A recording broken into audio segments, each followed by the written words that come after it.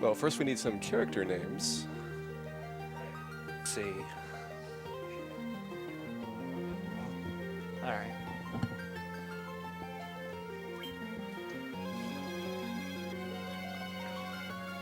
We'll have those character names pulled up right here in just a second.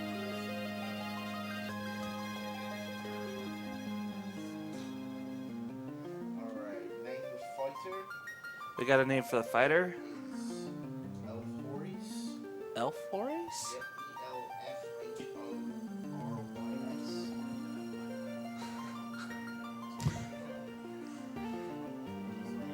Yeah, let's. Here, let me.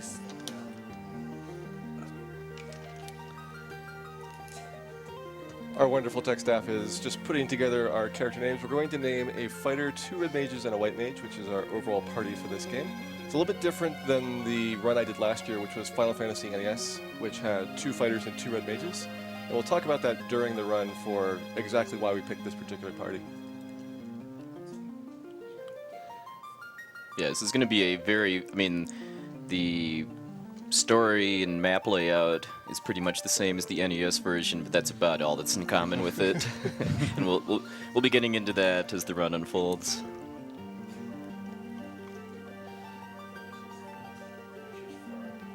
These are some very interesting names, I'll say this much.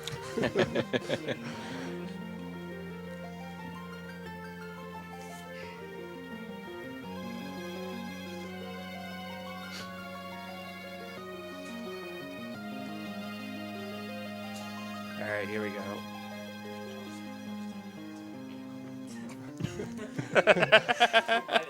Yeah, just handed it right to Gyre. This is a team effort to get me these names. This is very, very high tech. So I will slightly object that the first name is not 6 characters or less.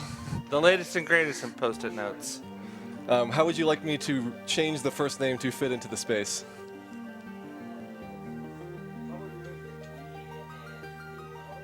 All right. Okay. In classic Dragon Quest fashion, we can truncate it. All right. Just imagine that it keeps going on the end. Okay, we got Garrett for our first red mage.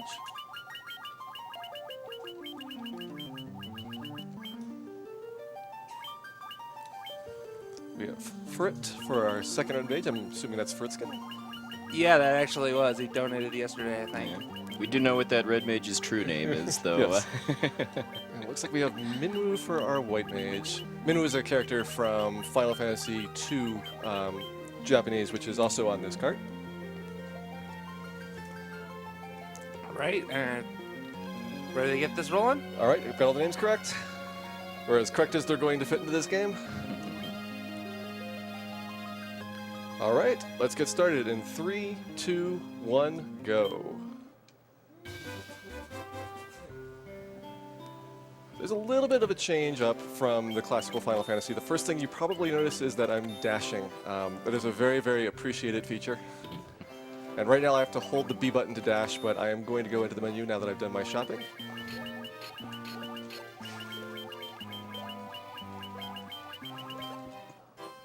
And now I get permanent dash, even in dungeons. One of several reasons why his estimate's about an hour faster than his NES estimate last year. Just faster movement. Okay, let's see if we get a good top guard. Yes! We have a 1 in 4 chance of the guard walking to the right and blocking us, which happens about 60-70% of the time. Like all good NPCs. Yeah, if he blocks us, we can go to the right exit to the bottom exit. The top exit's the fastest overall. This is the only time you see chocobos in this game. They were not in the NES original. I like to think that they were hunted to extinction for their delicious chocobo burgers, and that's why they only exist in statue form. There's some plot in there. We're going to go rescue this guy's daughter. And if you've seen the NES version, it is exactly the same plot-wise throughout. Just going to take a couple of safety saves as well. These are things that I don't normally do during a regular playthrough, but might as well for marathon safety. Yeah. The fact that you can save without staying at an inn or using a tent is a bit of a change, too. It is a very nice thing. You can actually save anywhere at all in the game, which I will abuse very heavily, saving like in dungeons right before bosses. lets me play a lot more aggressively than I would if I had to like do what the NES did, which was only save at very specific points.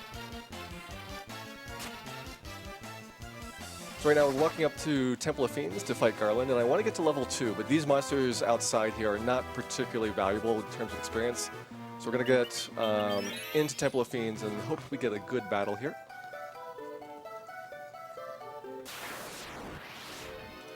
I think one Black Widow should be enough.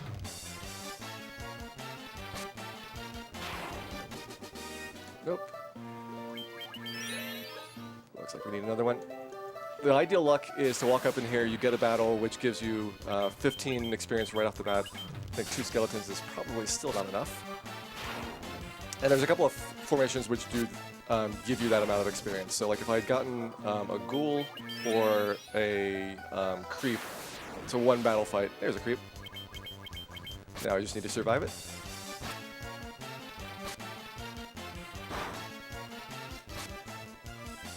This guy is actually tougher than Garland because we're at level 1 right now. Alright, there we go. Here's our level. I'll get to see if I get a strong level up on my red mages. I did not for either of them, and I'll talk a lot about strong level ups in the next little bit. But basically, you notice that there's now a very big disparity in HP between my fighter white mage and the 2 red mages. And that's going to be something critical to look at over the course of the run. There's a lot of randomization in the stats, and HP is one of the biggest.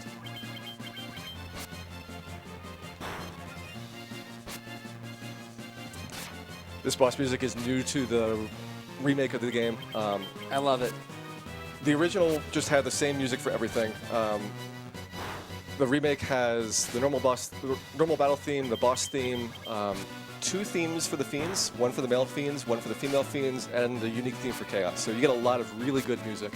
I think they did a really good job overall with the remake. Not just the graphical improvement, but putting new content into the game that really added to the experience. This is a very challenging fight. I'm just holding the A button down. This is high-tech strats here. Yeah, when Garland said he was going to knock you down, he meant he was going to knock down your A button. And this is the same strategy I use on the NES, so that has not changed. What has changed is that Garland's got a lot more HP, but he's dead.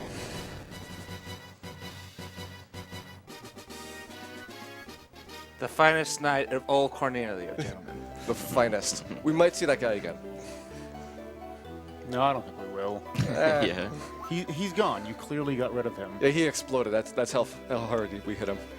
Well, we rescued the princess here, and she has teleport magic, which we're not going to get until way later in the game. It's a really high-level princess. I don't know how she got caught by Garland. Afforded it, too. And in the NES version, you could get away, skip the loot, not find out until the end game, but no, they just call you back. It simplifies a lot of the questing where there was multiple parts to the quest, talk to multiple people, and I think they just kind of made it so that you couldn't forget to do like some small important plot elements.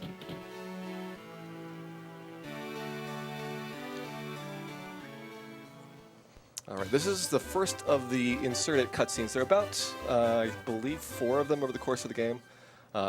Just little animated sequences where before they were kind of doing textual explanations of how the story was progressing. Right. This be a good time for a little donation rating? Yeah, why don't you get it started? Yeah, we got a $10 donation from Rulith. No comment, but thank you again for the $10. We have a $30 donation from Bobo Blio. I hope I said that right. Thanks to all the staff and runners for supporting this good cause. And lastly, we have Rory Extra Life. Hey, Roy. Hey, Rory. He gives $15 saying, "Afternoon, everyone here from the most dismal city in Scotland. Good luck to my main man, Gyre, and I hope you represent the second best Final Fantasy 1 80% category to the best of your abilities. And Bob the Nicky for free. I'm sorry I couldn't be there to give you a good old-fashioned race, but flights are expensive when rent is also a factor. We all feel that, buddy. Also, who needs weapons anyway? Certainly not you. Hope you're thirsty because you're going to need a lot of tonics." Donation goes to bare knuckle fist fighting, the biggest, baddest boss in the series. Yeah, so Chaos has been slightly buffed in this Just a version little of the game. bit. He's got 20,000 HP instead of the 2,000 he had in the NES version, as well as about doing twice as much damage with his attacks. So we're going to fight him without any weapons. That probably would have been a good idea to have like a black belt or something, but we've already got this party started. Now this is a little bit of an upgrade for the opening title sequence. It's an effect that doesn't really come across in streams necessarily, but you're having a really slowly fade in on the sunrise coming up in here, which appears beautifully on the TVs. I always don't know how it kind of shows up at home, but I like the effect that they put in there. So let's talk a little bit about the Final Fantasy remakes. Last year I did the NES version and the Famicom version. Those are just brutally, brutally hard. And as we've gone further and further in time in the remakes, this was like the 5th remake in the sequence. They've done some things that have made the game slightly easier. They've added in restorative items, things like Phoenix Downs and Ethers, High Potions, stuff that you saw in later Final Fantasy games. They put in, well, a lot of bug fixes. The original game, almost nothing worked. The spells didn't work, the weapons didn't work, the monsters didn't really work. Some of the stats didn't work. Some of the stats, like some of the other stats did work. Most of the spells didn't work. Yeah, but almost everything here works.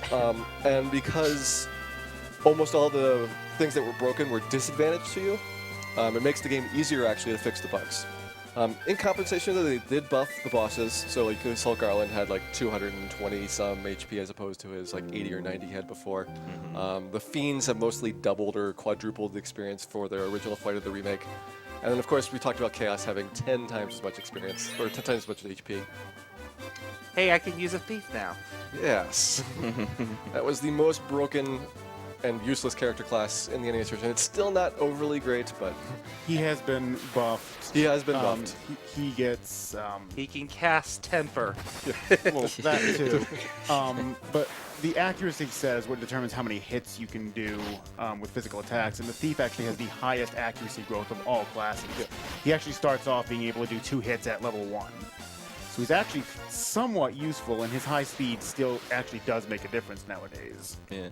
Something else to point out too is that they did also quote-unquote fix the random battle system in the remakes too, because for the NES version, one of the things that just makes it possible to complete a speedrun at all with any expectation of success is being able to have to completely manipulate the random battles as far as how many of them you get, where you get them, and what the monster formations are. But that's not possible in, I believe, any of the remakes of the game. Yeah, as far as I know, unfortunately, you can't manipulate them. In this particular version as well, they have an absurdly high encounter rate.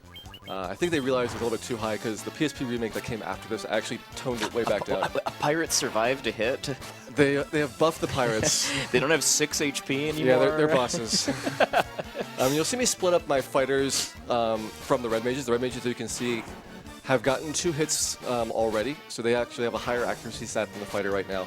So I'm pairing the fighter up with the white mage to get them killing 1 pirate, and the red mages can kill them on their own. Every once in a while you get lucky, and if you had like incredibly good luck, you could do it in 2 rounds, but it's almost always going to be a 3-round fight.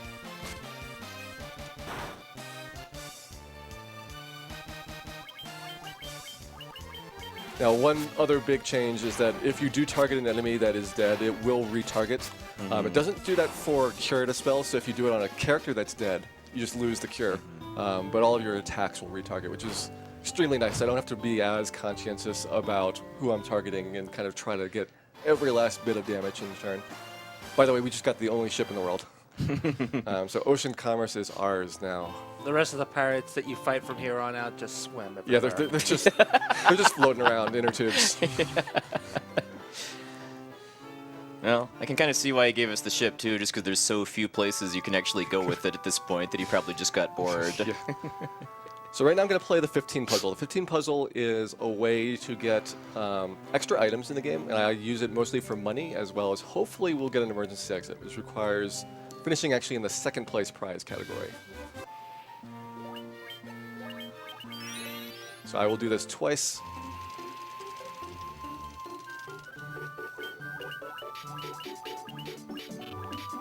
How do you do this? These puzzles are impossible. I am so bad at these. Let's do it this way.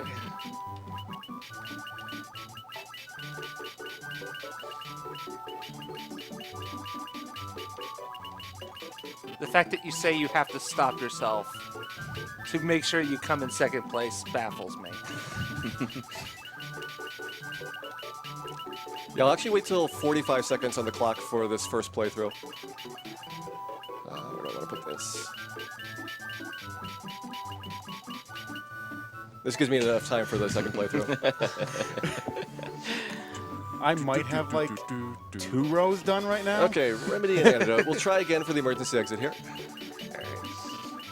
Yeah, the emergency exit's a consumable item that casts the exit spell, or teleport, I forget what it's exactly called in this version, which just instantly takes you out of a dungeon. And that's really, really, really useful for the speed run, just because there's a dungeon that coming up in a bit that you would normally have to backtrack out of at one point to get another quest item, and having the emergency exit lets you save several minutes worth of walking and encounters. Yeah, that would have been nice for me a while back. All right, do we get it? Elixir. So no emergency exit this run, but I do have a lot of cash from those items that I can sell. And that allowed me to buy a broadsword as well as my temper spells. I get into the church there to reset the enemy position, or the NPC position. They're enemies. They're Yeah, enemies. they're enemies. He is very clearly an enemy of the Warriors of Light. Actually, let me go and do the rest of my selling while I'm there. You can sell anything you want at... Don't sell that. Get my broadsword back. Get rid of those eye drops, some other things that we have picked up. I just need to get 500 gold coming out of there, so that can buy my temper spells, which is one of the most broken things about this game. The temper spell has been fixed, and it will give you a little bit of an increase in attack power. And I say a little bit because it is only like 10 points or so, but it stacks with itself a lot. Yeah, you just get madder and madder and madder, and then that translates into more pain upon your enemies. No, he's not getting madder. He's just sharpening that blade a few extra times. Saga hens. So right there, just skipping a battle, which was an ambush. Yeah, saving in this game is very fast, just because of how fast it's a cartridge, so there's no load times for the save, and you know, it's just fast. So there's a lot of cases where if he gets into an ambushed by a large group of enemies and he saved recently, it would be significantly faster to just reset. Yeah, it's only like maybe 10 seconds or so to do the reset. And since you save almost everywhere, that does mean that it's, in a lot of cases, faster to reset than it is to sit through an ambush or to sit through a battle where you might get stun lock or something like that. So right here, we're sailing down to Elfland, which will eventually take us to Marsh Cave, and I want to be level 7 before I set off for the cave. I will not get there just through the sailing trip, so we'll do a little bit of grinding there, and I will do my first save scumming abuse, where I want to make sure that I get very specific encounters. There's a lot of poisonous monsters around here, as well as in formations that are not worth a lot of experience. Hey, ogres. These guys are what I want to see, especially with a preemptive.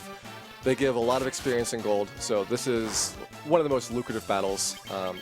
I can actually go into a zone slightly to the left, which is the next encounter difficulty up, and that will let me get ogres as well as green ogres. They're not called green ogres in this version, but that's what they were called in the original. There are Grogers in our hearts. Yes. Yes. They're the chiefs.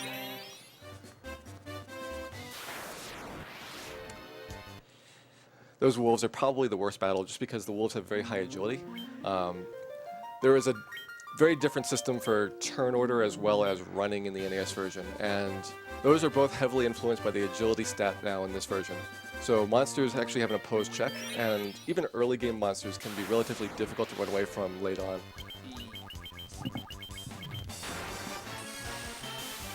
Now you notice that Garrett has about 20 more HP than Frit. That is because Garrett got a strong level up. It's worth about 20 to 25 HP overall. And as you can see, starting at 30, that is a really significant factor. I want to get, hopefully, in the 80s by the time we get to Marsh Cave, so that I can survive maybe one hit from the wizards. That's my first big HP checkpoint. Another change in the remakes, too, is that the NES version's magic system was kind of based on Dungeons & Dragons, where for every level of spells you got a fixed number of casts. Then the remakes just converted all of the spells into the MP system that pretty much every other Final Fantasy game uses. It is very much appreciated. I can also get ether items, which will allow me to do spells nonstop. Ooh, okay, so let's see if we can still finish this battle without our white mage. She has the Dia spell, which does damage to all undead monsters. She might survive. Nope. No. They really like the white mage. They know what the threat is. They for knew that. it was coming. Yeah, these guys can be extremely annoying in large packs because of that paralyze. Yeah, normally they don't target the back row. It's 50% chance to target the first party member, 25% chance to target the second, and 12.5% for each of the third and fourth. Ooh. I don't blame you for that one. That's Yeah. a nasty fight. The werewolves are actually easier to run away from than the plain wolves, which is why I don't just reset immediately. The yellow wolves, which are the lowest ones, have the highest agility, and the two higher classes of ones are actually easier to get away from.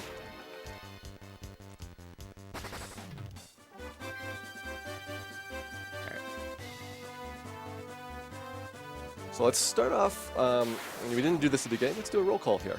So I'm Gyre. Dragondark. I'm Poexel. I'm Ozzy at host. Thank you, Ozzy.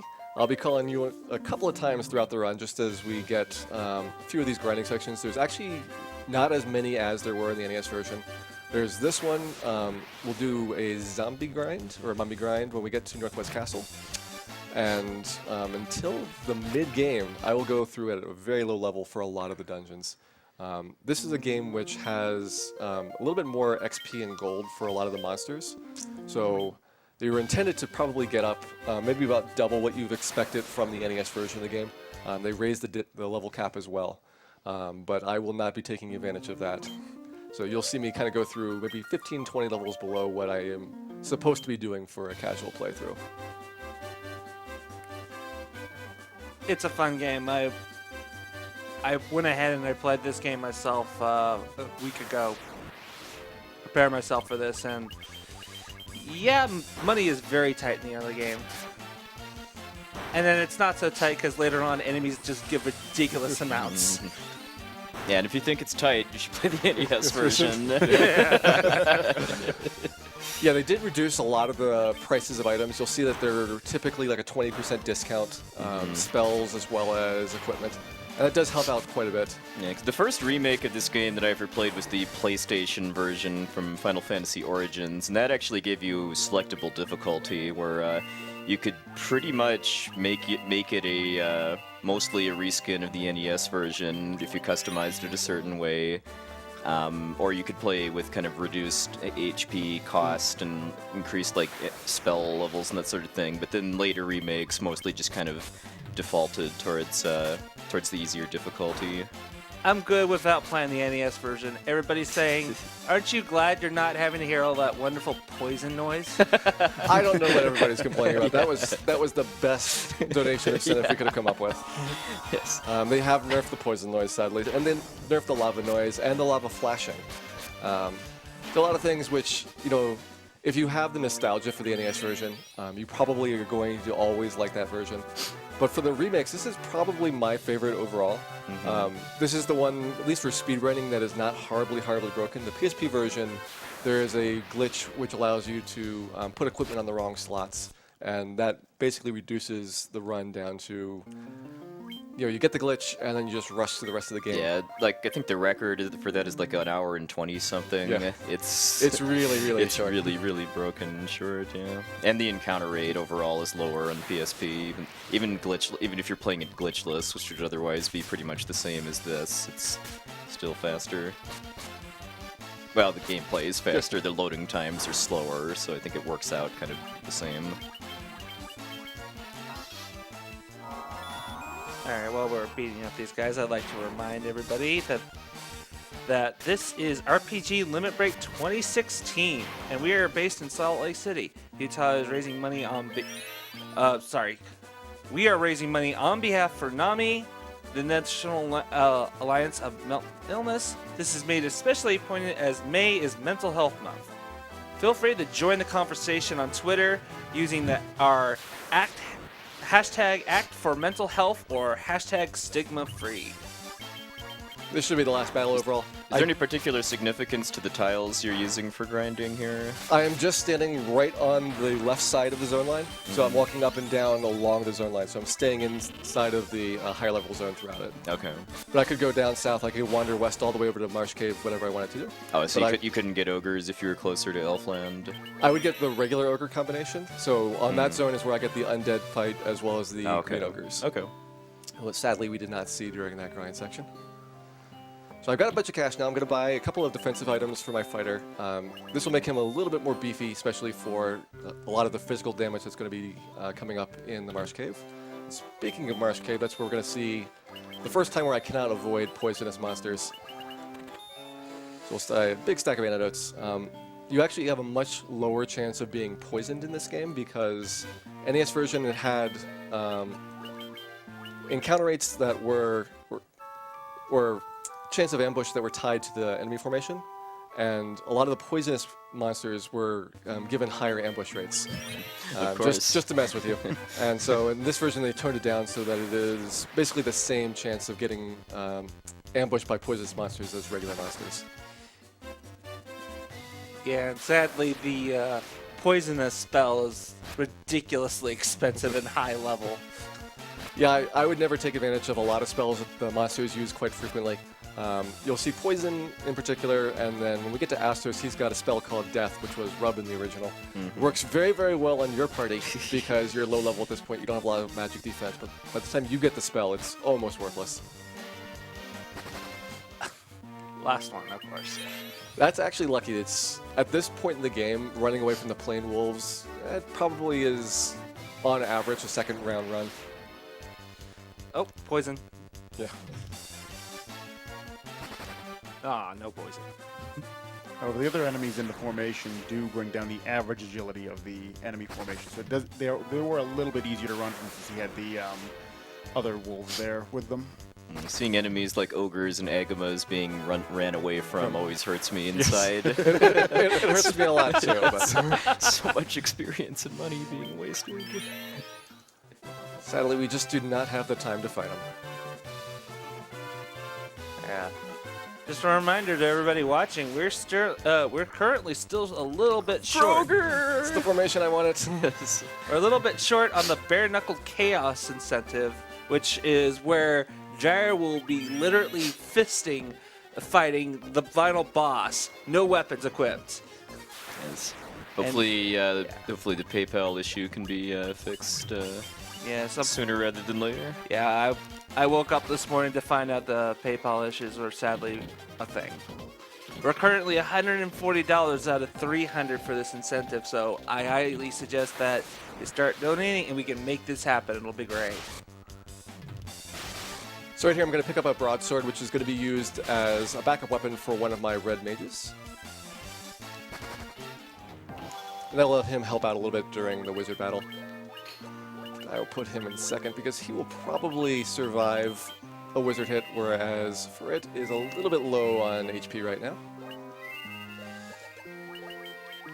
Yeah, shoutouts to Ferret. So you'll see me kind of talk about the differences between the two red mages throughout. There are a bunch of these HP targets. The first one is Wizards, the second one is Lich 1, where I want to see about 165 possibly for my red mages, and the final one is Chaos. And one of the red mages is going to be chosen as a sacrifice to Chaos.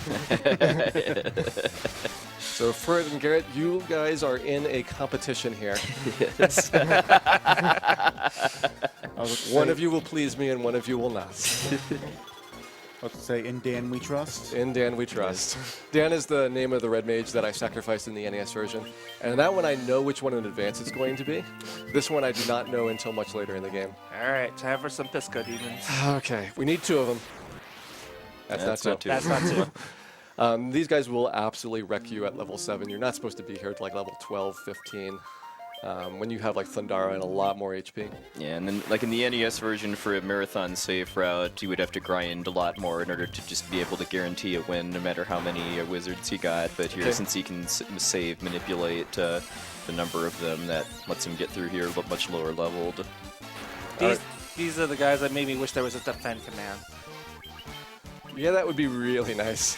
Let's see if we survive. Okay. I can tolerate one person dying, which is because I picked up the Phoenix down earlier in the cave. And if I didn't use it there, then I could use it as Astos, who almost certainly will kill somebody. He loves that rub. He's a good barbecue chef. Yes.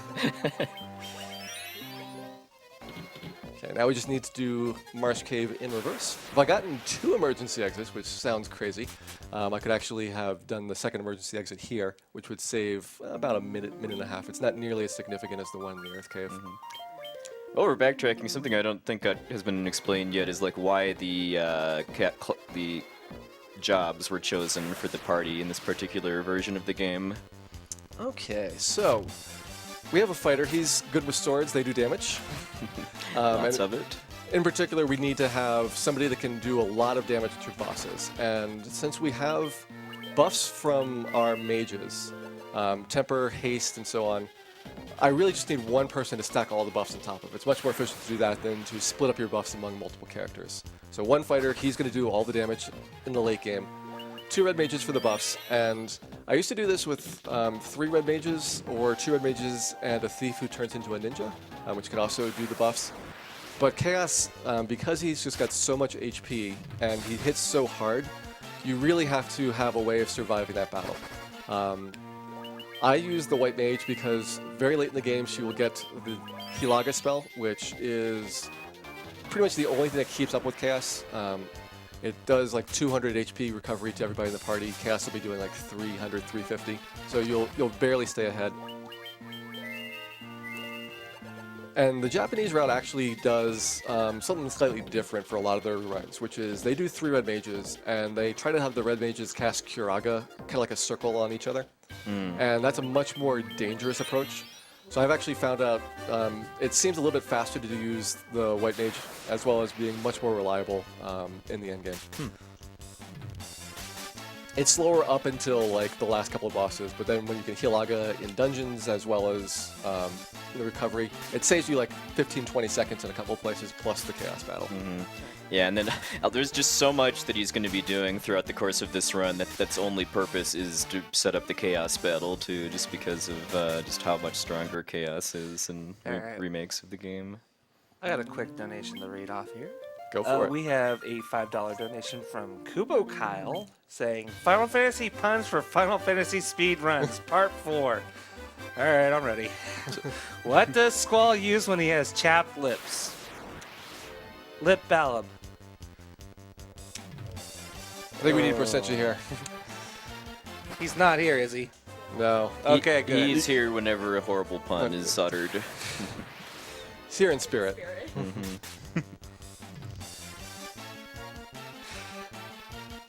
Yeah, so if you get, if you get really bad run luck against these and pretty much any kind of palette swap of them, then that can translate into a stun lock.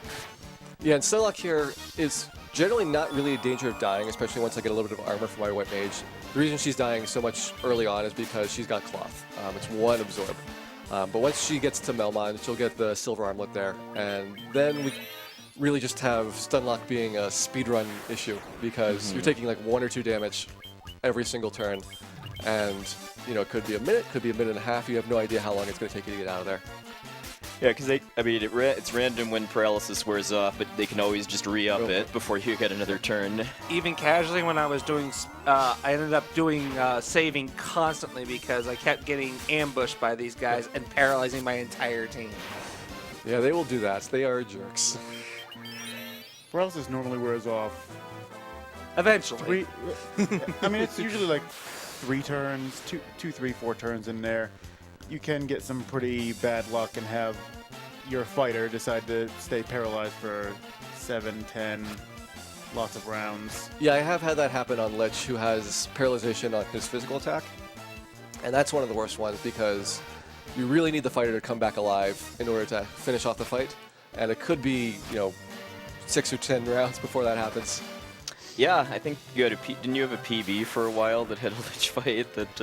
It had a lich fight that went like 10 rounds and then a reset. And then he killed you after that too. What a nice guy. Normally I don't take a tent here, but I had some extra cash from getting the elixir in the 15 puzzle, and that lets me do extra recovery. So just one more time where I could get my HP and MP back in the early game. And so now Astos. I'm actually going to put the white mage in the front of the party. She's the least important character for this, and so this is going to be a distraction for Astos casting Death. He's got 50% chance of targeting her, 40% chance of it missing even if he doesn't target her. So we'll see how many deaths in a row he gets off on somebody in the back. My record is 3 times that I had to reset for Astos casting Death.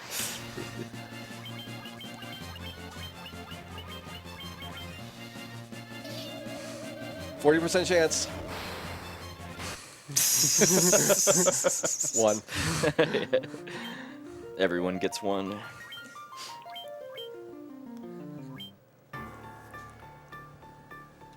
Just mocking us with that laugh.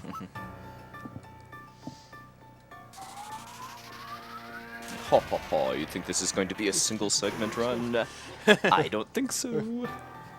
Has actually there been a serious attempt at trying to do a run where you don't save and quit? No. And you'll see why much later in the game as well. So we got lucky, targeted the white mage, and it missed. So now we just need to run through his HP. So we're going to stack up tempers in the fighter, and this is where you'll first start seeing the true power of the temper. The fighter does have a chance of missing here. You'll see his accuracy kind of not being quite enough for Astos at this point in the game. But if he gets 2 hits consistently, it'll be good. Slower. This is another reason to put the fighter in the back. Yeah, and there is some kind of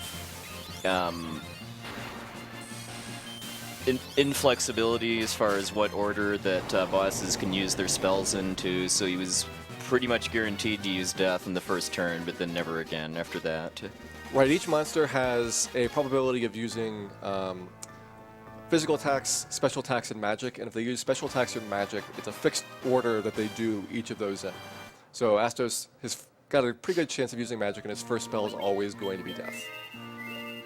That's something that's actually completely unchanged from the NES version as far as just how the enemy AI works in that regard. Yeah, they've swapped around some of the spells and some of the probabilities, but the basic essence of it is exactly the same. Alright, so we've gotten, I believe, up to level 9 on everybody. Didn't check while I was in the menu, but since everybody was alive and we got some good battles in, we should be there. Can we do that right now? Yep. So level 9 is what I need for my red mages to learn the 3rd level spells when we get back to Elfland. The white mage only needs level 8, which is why she can be dead in the Astos fight and it's okay. But the level 3 spells are where you first start seeing things like Fyra, Thundara, Cura, which have all different names in this version, so you'll forgive me if I go back and forth between the NES and the remake names. Fire 2, Fire 3. Yeah. Alright, well, yeah, part of the nostalgia factor for I think all of us too is just how they had to shorten like everything in this game to fit like a 4-character limit in a lot of cases to make it fit in the NES. Yeah, the names are almost all from the original Japanese, so they went back and took the much longer names that they had there. The US had to get really creative because you had like the 4 or 6 character limits. And like so I don't even know what the Japanese or remake name is for the 2nd level death spell, but it's just called XXXX in the NES version. I got a quick plug here for probably some group of people we're all familiar with over the years. The Yeti. The Yeti is this awesome website you can go to, and you can get to choose from 7 amazingly designed T-shirts, and that's the Yeti, YETEE. And you can go to theyeti.com/RPG limit break. And the best part about all of this, for every t-shirt sold, Yeti is going to donate $3 to Nami. And that is a deal you can't argue with. It is amazing. Wonderful cause as well as a wonderful source of laundry. So I just noticed you never equipped the defensive items you bought for your fighter. Whatever. There you go. Yeah. Just for you. I thought I'd seen that earlier, but I wanted to make sure. Yeah, I do that in a lot of runs. It's a really minor upgrade. So you don't get very good defensive items until about halfway through the game. And early game, it's also a pretty big just trade-off because armor has two stats to it. There is absorb, which is how much it subtracts off of the enemy's attacks. So basically, you imagine it's going to roll a particular value and then subtract off exactly that amount for each hit that the absorb factor has. But then it also has a weight penalty. And the weight penalty is reducing your ability to evade. So early game, there's a lot of armor which is better absorb, but because you're not going to evade as much, you're going to get poisoned more often or paralyzed more often. So it might be better to avoid the special effects and just take more damage, especially since you've got a white mage that can heal you for, so many more times than you have in the NES original. So right now we're in the middle of a quest to do a whole bunch of item swaps to eventually get the Mystic Key. This is Matoya, who basically we got the crown from Arch Cave, we took the crown to Astos, acquired the Crystal Eye from him, and we're going to take the Crystal Eye back to Matoya, who will give us the herb, this version called the Jolt Tonic. And this old woman has some chests, and in the NES version I rob her because, we're heroes, that's what we do. But in the remakes, it's actually faster to skip them because you can buy items in bulk. Yes. I always thought there was like a slight translation thing. Like the crystal eye was meant to be crystal ball. She looks like a fortune teller to me. They went back and made some questionable changes, so I do like the herb over the Jolt Tonic, and I definitely like the slab. So I will be calling that the slab when we get it. The slab. So this is kind of a strategy you'll be seeing fairly often now that he has multi-target attack spells, because he doesn't actually need the experience or money from that particular fight, but if he fails to run away, he can still kill them in one round with 2 Thundaras, so basically just goes for that to just give himself a maximum amount of time that fight can take, even with poor run luck. Yeah, that's why I bought Thundara before heading over here, as well as use the 10 again so I'd have enough MP to cast it. And that means I can now go and exterminate the wolf population, kill all the Saheguins. And it's not because I want the experience, it is, as Puexel said, because if you have to take like 3 or 4 tries to run away, you're losing time versus doing the spell animations.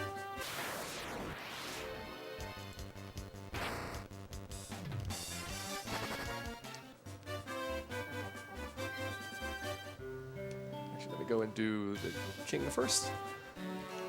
Notice I appeared on a different side than I entered. You have a consistent location where you're going to exit towns.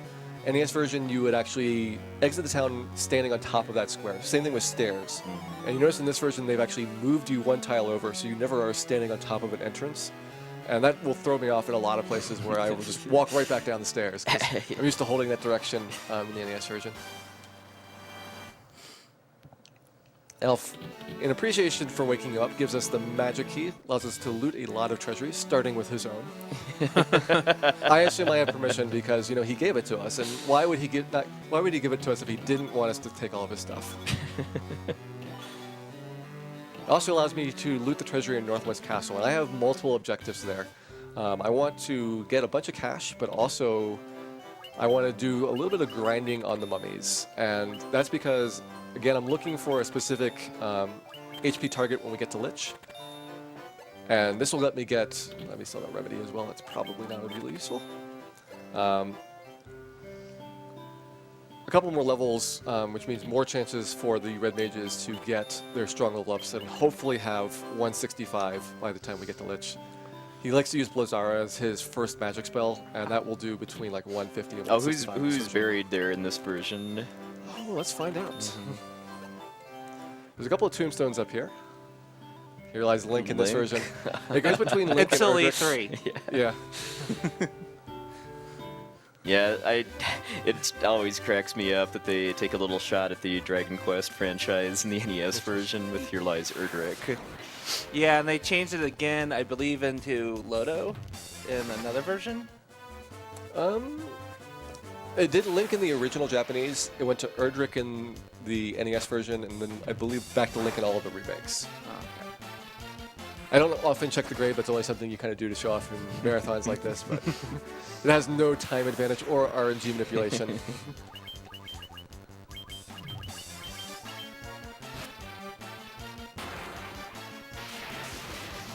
But if it makes you feel better, we can say we took the trip to the grave to manipulate the RNG for this walk up here. All right. Well, it's nice having area of effect spells. Oh, it is so much nicer. It's also nice to have your intelligence stat actually affect said area of effect spells. That is debatable. So one of the many things they changed was intelligence in the original game did nothing, which meant the spells were as good when you bought them as they are in the late game. With the intelligence stat, early on your spells do a lot less damage, so the Thundara and Fire that I just picked up are not nearly as effective as they would be in the original. However, it means that in the late game, especially for casual games, you're going to get a lot of levels. Your mages are going to continue to be good contributors throughout the entire game. NES, they're basically doorstops late game. All they can do is cast a couple of cure spells and absorb hits.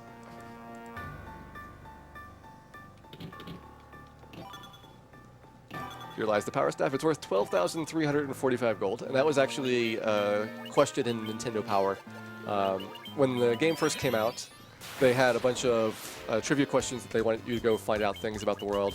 This was before the internet, or you would have easy access to go and get spoilers. So you would go and get a bunch of clues and mail them in on a postcard, get prizes from them. They had another prize, which was taking a picture of Wormek. Hopefully, I really, really hope that we see Wormek. I have done dozens and dozens of playthroughs and have never gotten Wormek in a speedrun. It's completely improbable how unlucky I have been at getting Wormek, and Puexel really, really wants to see him. So, everybody, when we get to that point in the game, I want you to spam Wormek. Tell him how much you want to see him, how much you've missed him. Donate, ask Wormek, donate Wormek for character names.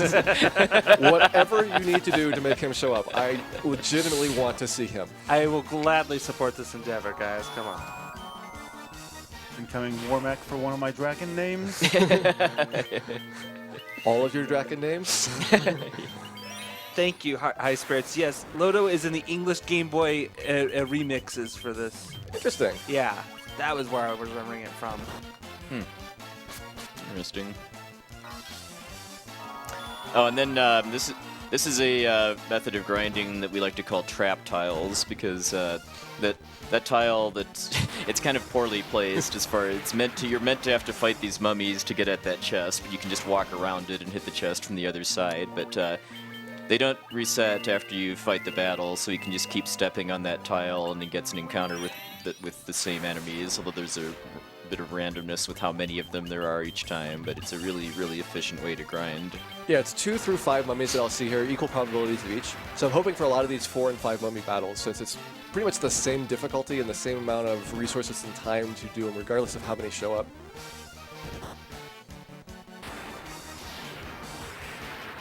And if it goes well, we'll get level 12 by the time that I'm done with this grind. I never realized how great the DS spell was until I actually saw just how many undead enemies are in this game. Especially early game. NES version, I did a slightly different strategy if you saw the run last year, which was going up to Peninsula of Power. And it really depends on how you want to progress through the game. At this point, you can go directly to Earth Cave. And you just have to hope that you get enough HP to survive Lich, or do a lot of rerolls there. You'll end up with like level 12 or 13 at Lich if you go that way. And for NES, because I wanted to get a lot of levels, I wanted to probably be up to like enough to pretty much carry me through the mid or early game. That's a good place if you want to get it to like level 15 or 16.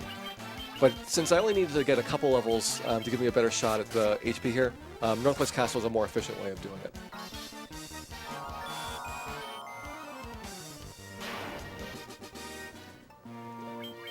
Yeah, Peninsula of Power is a pretty well-known exploit in how random battle just how the monster formations for random battles work, and that there's zones on the world map that they're tied to, and then there's this one kind of row of tiles where you can gain access to much stronger enemies than you're meant to be able to fight from that area.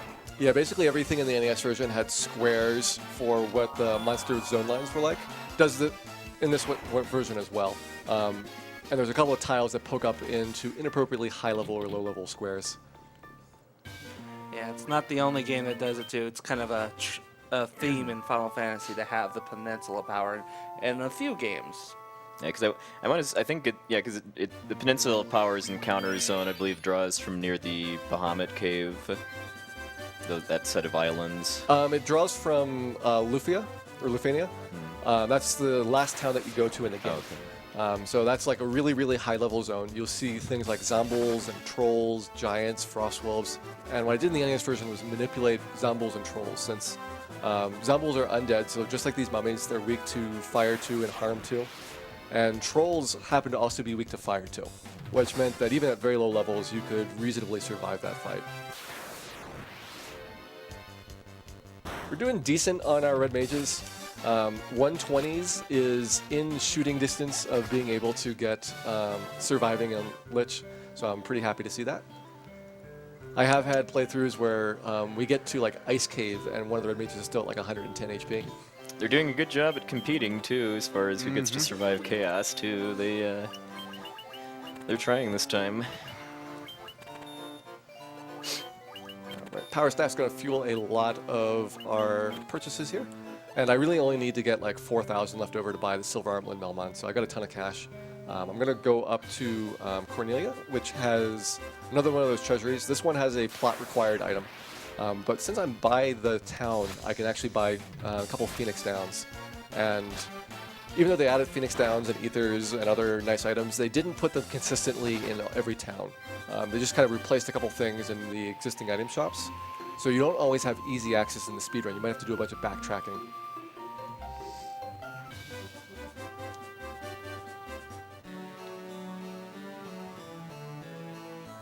Time to use that key again. I'm sure they don't mind. I'm pretty sure they've been trying to get that lock on Gem for years. Why they kind of locked it up and gave the key to the prince of a foreign country is Perhaps questionable an decisions. interesting question too. The other thing I'll grab here is Iron Armor. This is the first upgrade that we've gotten for our fighter's body armor, and he'll only actually get one more the entire game. I'll put that on when I get over to Melmon, and I've picked up all of the other items that I'm going to get.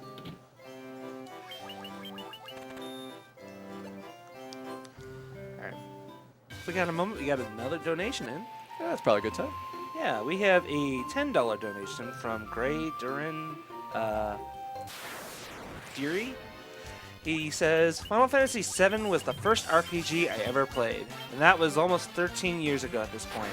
It is still my favorite genre to this day, and I'm currently backlogging the Final Fantasy series. Thank you for your donation. Well, this is definitely one of the versions I would recommend if you want to get back into Final Fantasy I if you started late in the series. Probably this one or the PSP are pretty good choices for casual play. I think this is a little bit more challenging just from the encounter rates, but overall I kind of like it. I don't know how exactly the PSP version is available to get nowadays. That is the kind of Yeah. the big thing. It is not consistently in the PlayStation Store, so unless you've got the original PSP that can play the UMD cartridges. Yeah, and GBA cartridges are everywhere. Yeah. Okay, so robbing this dwarf's retirement funds, but it's okay because he got him through insurance fraud. These dwarves are just horrible, horrible people. We never want to come back here again. In fact, this is how terrible they are. We need to, open up a canal, and so this guy thinks the best way of doing that is to blow open the canal from underneath the ocean. With you in it. With us in it. Like, we're just going to stand around the corner. That probably is just not going to have any good consequences. And for some reason, they call dwarves master engineers. But we do get a nice little cutscene of everything blowing up here. You give them a little bit of nitro powder and suddenly they think they're experts. That whirlpool is one of the optional dungeons that they've added to the game. There are 4 of those. One's unlocked for each of the 4 fiends that we fight. And they're themed after Final Fantasy 3, 4, 5, and 6 in that order that you do the 4 fiends. We will not be going there because they're randomized very heavily, both the floor layouts as well as which items appear. So you can't really just duck in and grab like one good item from them. They do have good items at the bottom of several of them, but just not practical for a speedrun. I do really like what they do at those places in the PSP version specifically too, where they give more appropriate music for all of the bosses that are based on FF 3, 4, 5, and 6. So since the dwarves are going to kick us out, like they probably didn't appreciate us flooding their entire cave. We're going to rob them before we go. A liar. He blows everything up and blames it on you. So we got a couple of items in there. I got the Wormkiller Sword, which is our first nice sword upgrade. This version of the game, elemental swords do actually work. There's not a lot of dragons that you're going to be fighting throughout the game, but especially at the early levels where you'd be taking the sword around. However, it would be effective if you were to get the appropriate element matched up with the monster type. Does the Were Slayer sword actually do more damage to... It does more damage to regenerating creatures, which is also something that's been fixed. You'll notice that there are some creatures that have green numbers that appear at the end of their turns. It's because they actually do regenerate a portion of their HP each turn. We'll probably see that the first time on Vampire, because I don't think we did any fights with werewolves long enough to get through an entire turn.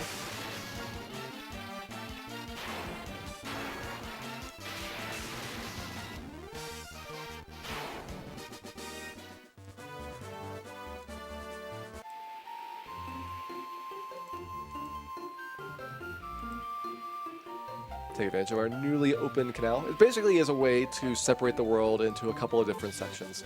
So like at the beginning of the game, you're locked into that little area without having the bridge, and that forces you to kind of go through the tutorial part. Then you have the inner city, and then finally you get access to a lot more of the game's overall space. And you start seeing that there is a big world out there.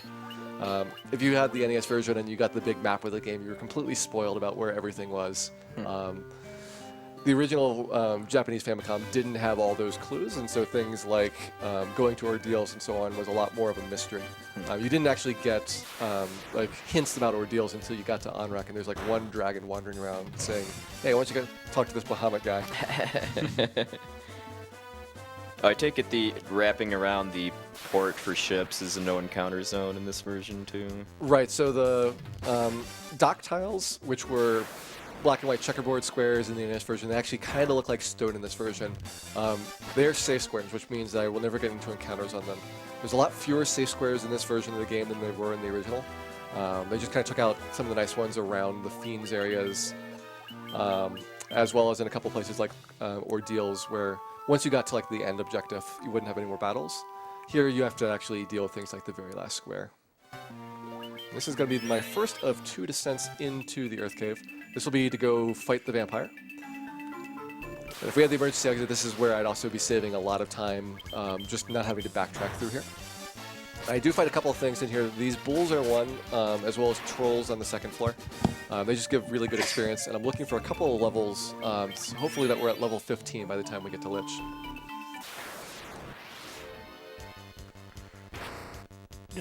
No poison, come on. You know, I don't think we've been poisoned the entire game yet, which You NES say would be that. completely impossible. You have been poisoned. You reset for it, though. Well, yes, but having to actually use an antidote. There we go. There we go. Right on time. Thanks for the jinx. You're welcome.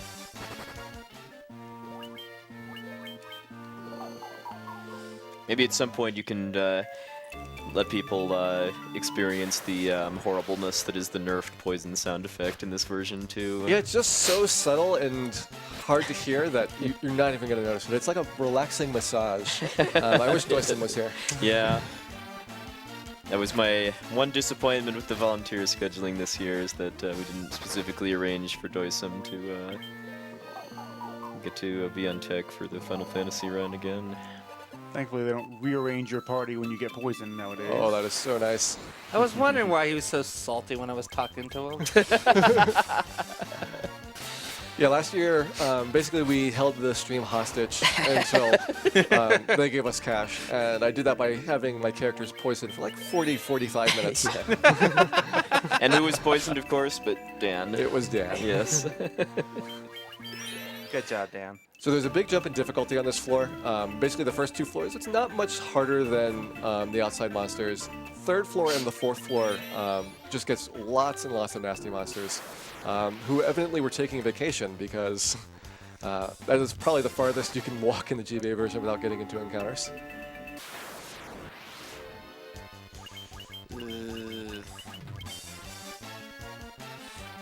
This is also why I save throughout here. There's a bunch of stun-locking monsters, cockatrices, more of those wizards. I hate cockatrices. Things that you do not want to see. I did buy a couple of gold needles at Elfland, which is one of the big things that I do with the power staff money. Good bat. Not so good bat. Yeah, the bat can get stuck in the area into Vampire's lair here, and since NPCs can't walk through doors, if he goes into this right-hand section, he just has to wander his way back out. There's no way to force him.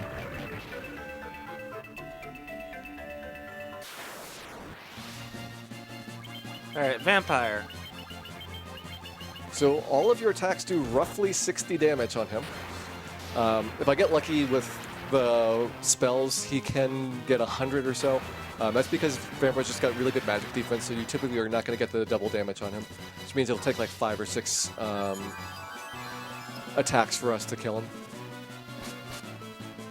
There's regen. This will never become a normal enemy later, ever. Good job, Garrett. We've got Phoenix Downs for you, though.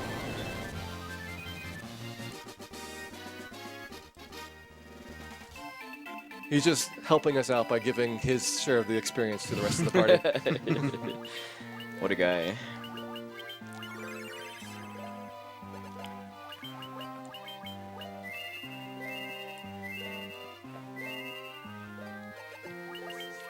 All right, we're about to approach the 1 hour mark in the run, and, well, we still got plenty of time to fill up that donation incentive, so for the bare knuckle fighting against the final boss. We definitely want to see that. Yeah, and we are aware that there's some issues with PayPal going on that are affecting a lot of people, unfortunately, and they are being worked on right now.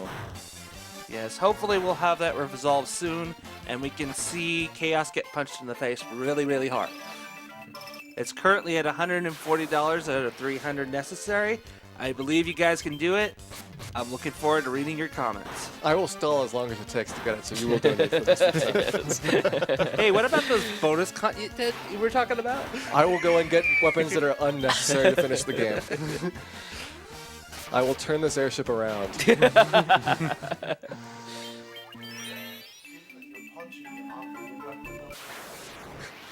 Exactly.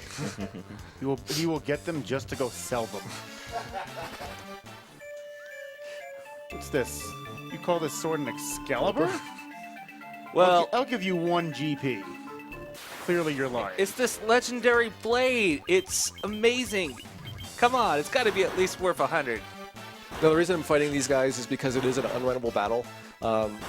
There's a bunch of battles throughout the game which you just simply cannot run from. You also cannot get ambushes or preemptives there, so it's kind of a trade-off to get them for things like the wizards. This one is kind of obvious. It's the same encounter formation as it is used in the Marsh Cave boss battle. So probably for ease of programming, they wanted to make sure that you couldn't run away from that one, so you can't run away from all of them. However, there are other formations which are just completely random. You have to memorize that this is a particular one that you can't run from. And those tend to be ones that are reused for the formation IDs of the bosses. Just kind of happens to map to other things in different dungeons than the one the boss is in.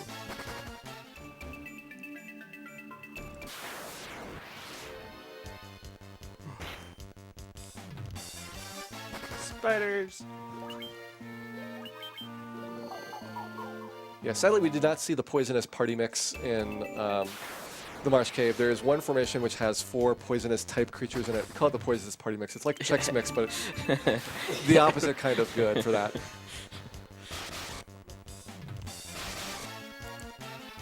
I like Chex Mix, though. You should probably not get the poisonous party mix flavor.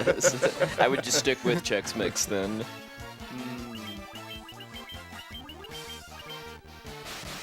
Now, because I'm on the way out, I can actually use my spells a little bit more freely. I had to save a lot of MP just in case we got into more battles down on that 3rd floor. And if I had the emergency exit, I could do whatever I want. It wouldn't really be a significant factor for MP constraints. The second trip through with Lich, it is actually going to always be pretty constrained on my MP.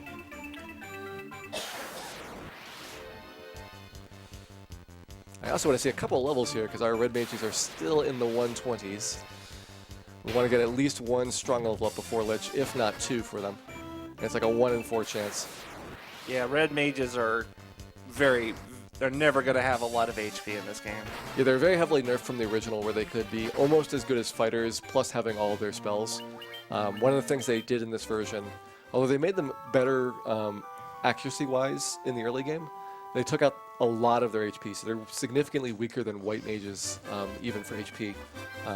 And that's why later in the game you'll actually see that the white mage is the second party member, because she's got better defense as well as better HP than the red mages. So she's more of a tank than they are.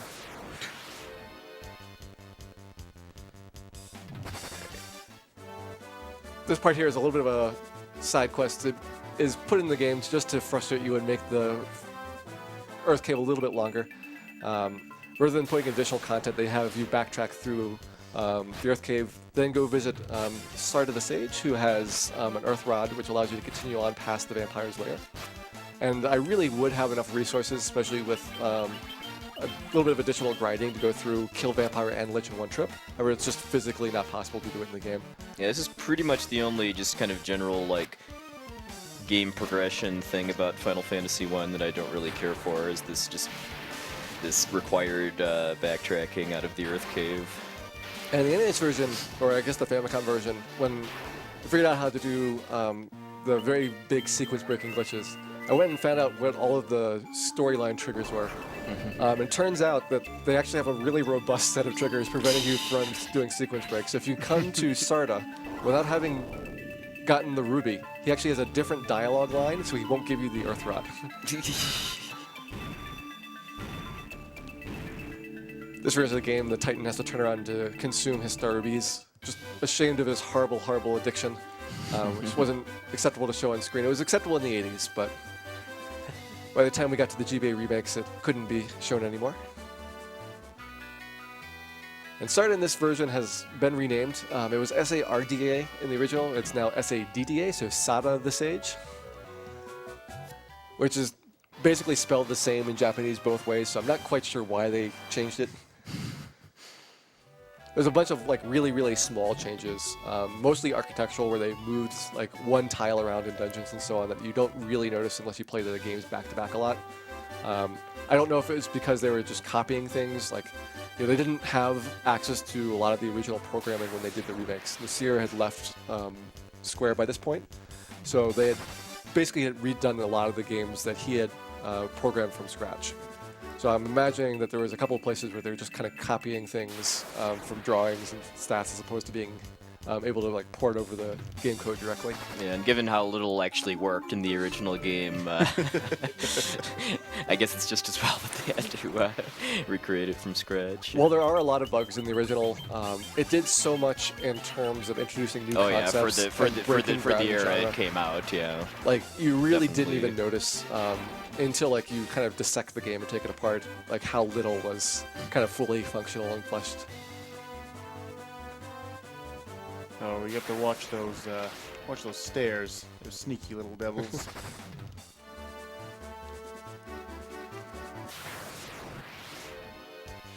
Lesser Tiger. Yeah, this guy's a real pain in the NES version. He's got 3 hits as well as one of the highest critical hit rates in the game. Wait, no, it's Red 13. Yes. In the original game, most monsters have a 1% chance of critical hits, and the tigers have like a 19% chance, which very, very dangerous for your back row party members, especially since there's no way to get life spells, Phoenix Downs, anything revival. Plot reasons, the vampires destroyed the clinic in Melmond, so NES version, you were really out of luck if you died at that part.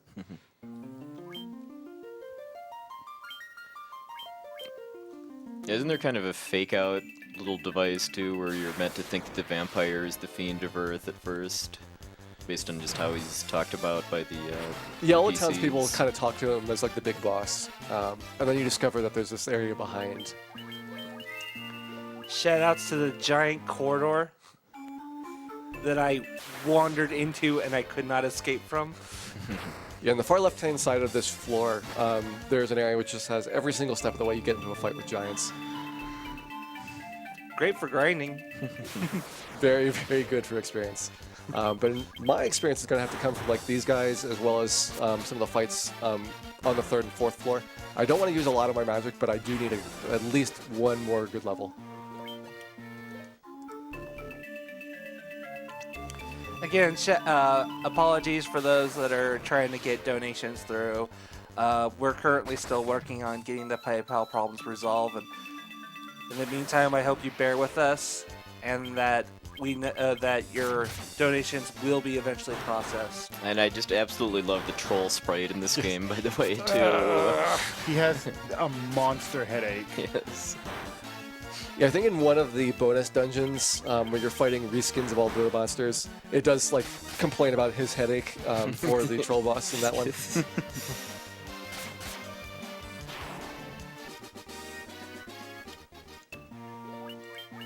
No strong level ups. We might have to be doing Lich the hard way. Hopefully I'll get one more shot at it. Well, Garrett's got 2 more shots at it, theoretically. We hope. This is good to see. These are a little bit better for me than the monsters downstairs since I don't have to use my MP on them. My white mage, I can be a little bit more profligate with her magic. I do have a stack of potions if she runs low, and she doesn't really need to do a whole lot during the Lich battle. Nope.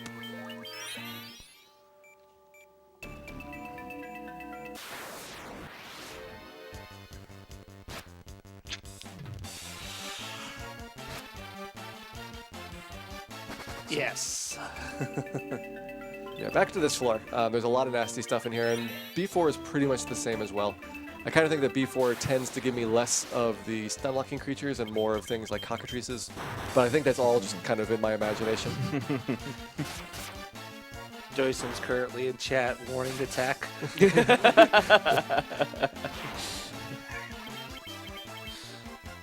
Probably for the best.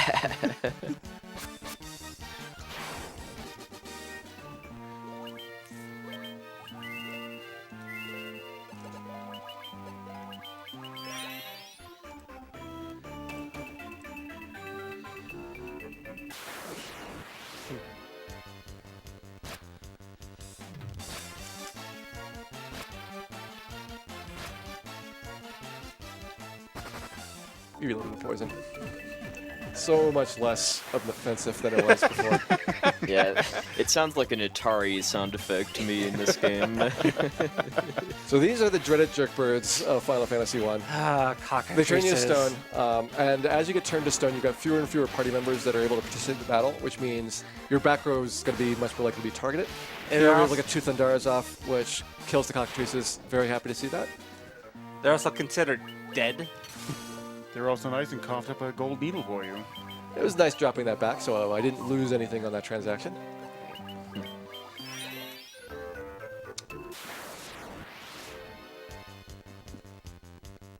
And the fighter didn't automatically get put into 4th position. Yeah, there's a lot of things that are broken as well about how the reordering works. So if you have multiple characters that are dead, poison, petrified, whatever, in the NES version, sometimes it would get it right, and other times it would just be completely random how it was jumbled around. Here I'm just glad that they took it out, so I don't have to remember to reorder things and memorize what characters are given what names.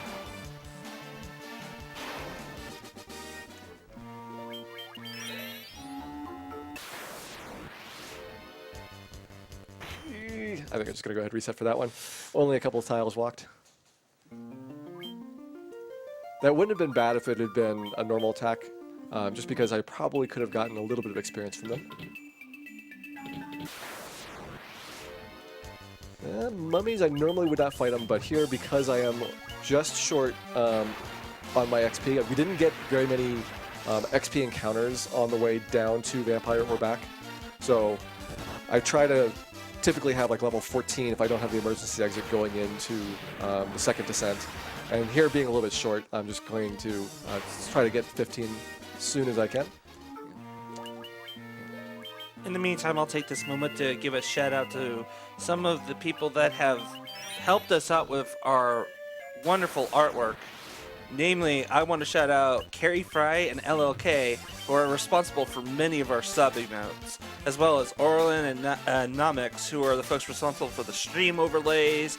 And these all can be found at on Twitter at Orlin and at Namix SRL, respectively.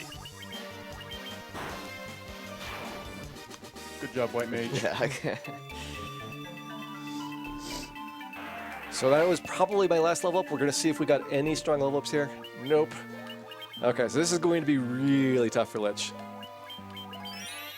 It's okay. He doesn't paralyze you when he hits you. Oh. I'm really worried about Blizzara, actually. So 135 is probably lower than his lowest possible Blizzara, which means that when he casts it, both of the red mages are going to die. And I really need them around to buff the fighter. So what we're going to do is basically try to do the fight a couple of times until Lich does Blizzara really late in. He does like to cast magic in his first magic spell, but just like Astos, there is a distribution between his physical attacks and magic attacks, so we're going to hope that he does physical for a little while in the early battle. So what influences when they get when a character gets a strong level up? It is purely random, except for places where you have a guaranteed strong level up. So the fighter and the white mage, they've got lots and lots of guaranteed ones. So that's why they have pretty good, consistent high HP at this point. The red mages, I think they only have one strong level up guaranteed up to this point, and the other ones are like 1 in 4 chances. So here there's really just one strong level up short of where I wanted them to be. So it's not like you need a whole bunch of them to make it through there, but it can pretty easily happen that you kind of get just like an overall shortage of them. And normally what I see is that one of them is in good shape and the other one's just really far behind. And here they happen to be very equal between the two of them.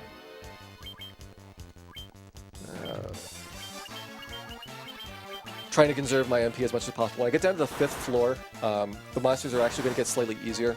So this is like my last little stretch where I have to worry about the mage's MP. 40 should be enough for the Lich battle. That's 4 casts of Temper.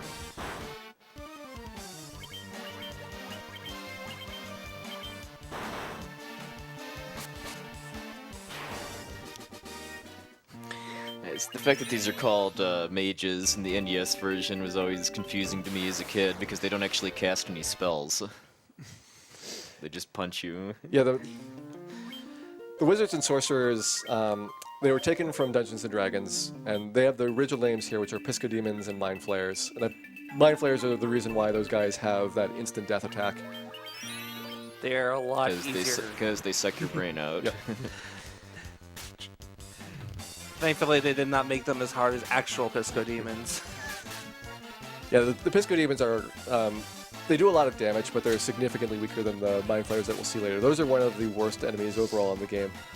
We'll start seeing them for the first time potentially at Ordeals, or hopefully I will not see any there. Like, we can get good playthroughs where I don't get any for the entire game, and that would be lovely.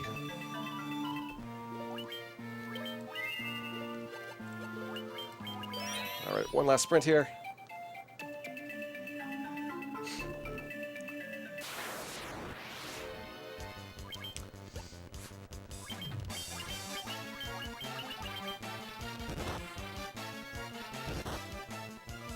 I actually probably can be using my red mage's MP because they're going to be dead for the fight. And I have one backup ether as well, and I'm just trying to stretch it as much as I can.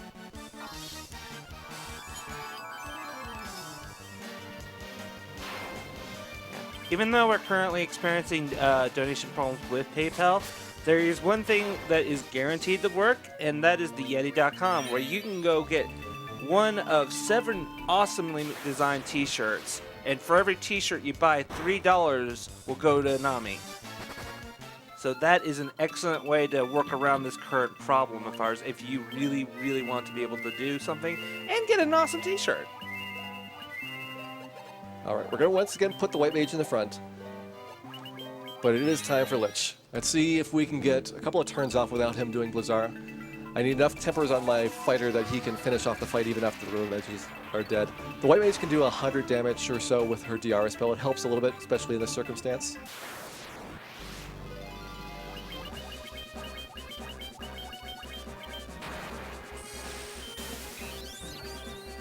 Okay, 2 tempers. Just hoping he doesn't cast Blizzard here. All right, good start. Temper is a attack power buff spell that can be applied many times. If people missed the earlier explanation. 3 tempers. Normally I want to see like 6 or 7. We'll see how long Lich can hold out. Bye-bye.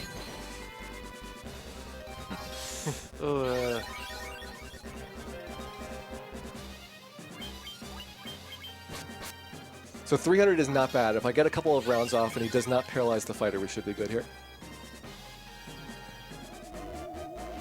Yes. Yes. Not the fighter.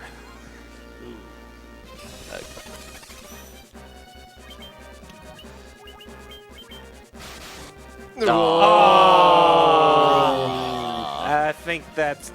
yeah.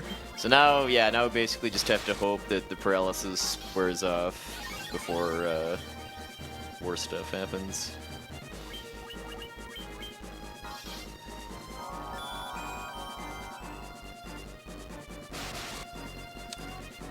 Ooh. Ooh. Go, Elfor. Yeah! There you go. Oh, I've heard things have been going great. Easy every time, Bro Sancho. We walked in and there I better were check 3 dead donation. characters. What do you think? I missed what? I missed a lot of them, so I've heard. Give me the puzzle, Well, he's not guys. missing any more now.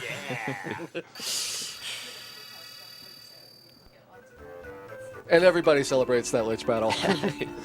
The chat is going crazy. So this is the first of our optional dungeons. This is the one that's themed after Final Fantasy III. This is the shortest one. It's only got 5 floors. They get progressively longer, so it goes 5, 10, 15, 20 floors for each of the optional dungeons that get unlocked. I think this is the only one that you have to revisit 4 times to fight all of the optional bosses, though. That one I think is 3 times. I think it's the only one with an odd number of bosses. And then the later ones you can fight 2 at a time because they put in a mid-boss and a final boss. I believe that one actually has, the first one has 4 bosses. Does it? Yeah, Okay. 'cause I think it's the 4 Dark World mini-bosses Yeah. from the Okay. final dungeon of FF3. Shows how much I go into those dungeons. Yes. Well, if they didn't make them so random, maybe you could And I throw in a really awesome equipment. love the remix of the FF3 boss theme that the PSP version has.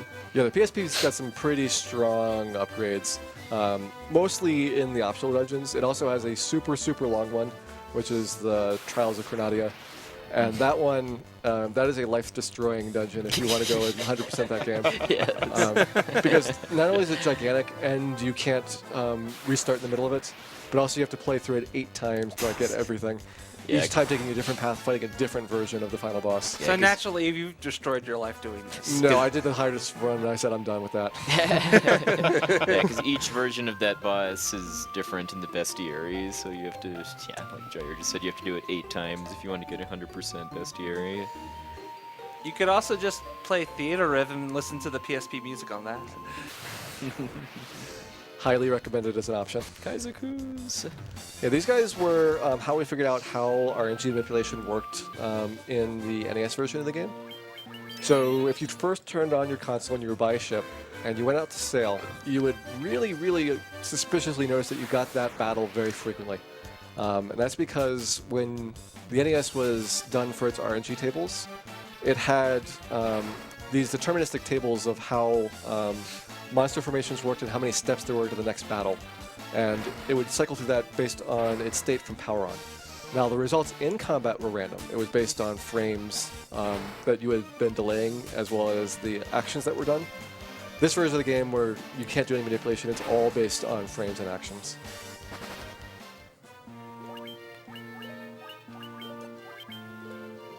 Just the way he's playing this game compared to the NES version kind of shows that too, because when he ran the NES version last year, he had his laptop in front of him with a database on it of that he was using to stay on top of how the encounter manipulation was going through the run, but now he's just kind of sitting back and playing a video game. Yeah, it's so much more relaxing. Yeah, some RPGs, unfortunately, there's just so much information to process you can't possibly. Yeah, and we also had to set up a table to put the NES within arm's reach too, just because a lot of the manipulation involved having to press the reset button or the power button on the NES, whereas they have a soft reset by, I think, just pressing all of the face and shoulder buttons at the same time.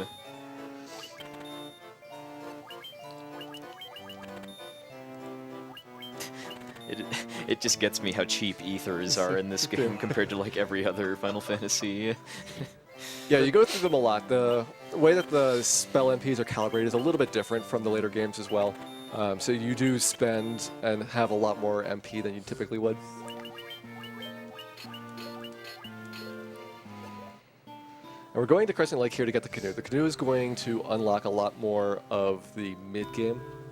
And if you talk to anybody here, they will tell you, hey, you should really go to Gyre Volcano. Have you heard about this volcano? There's a fiend there. You should probably go to visit this place.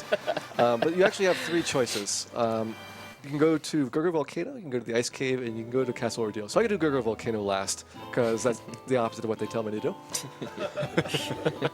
Also, the floor is lava. The floor is lava, but I like that because... we'll get into that when he gets there. Yeah, there's a very good property of lava, as well as ice, although there's a lot fewer ice tiles overall. Now, I kind of noticed that there's like no landmarks or references whatsoever when you're sailing, so I typically go just very simple directions based on coastal references.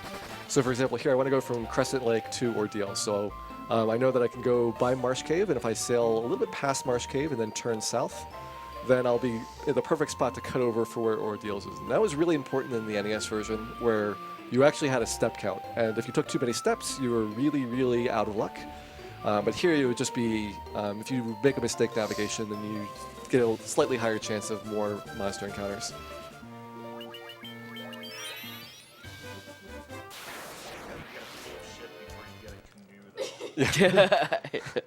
Long before, too.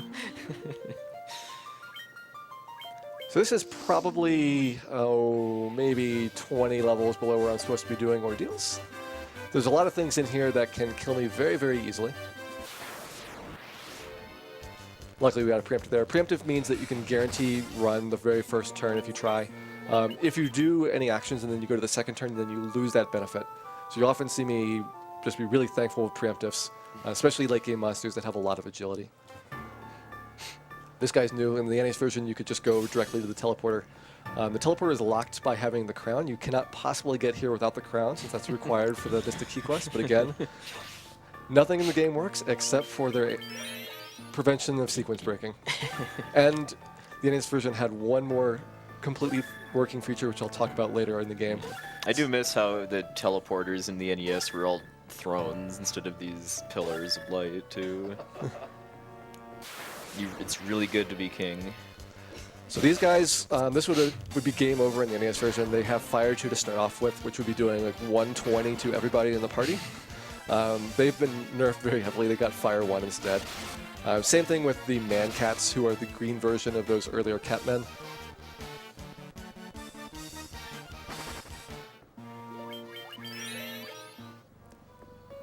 And there's one encounter here which is unrunnable. That's Zombles. They're good experience though, so I don't mind too much. They'll come in packs of 1 to 3.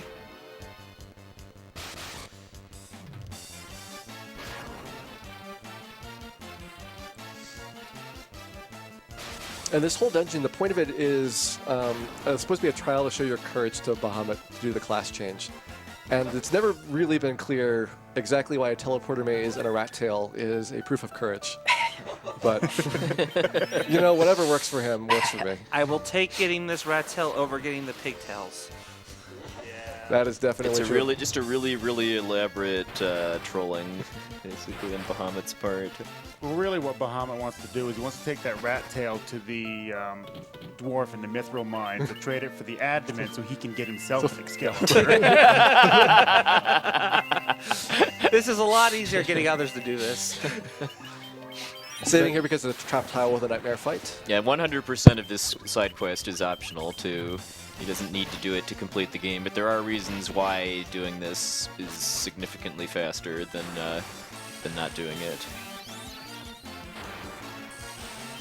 The biggest one is going to be the teleport spell. It avoids a lot of backtracking in the late game.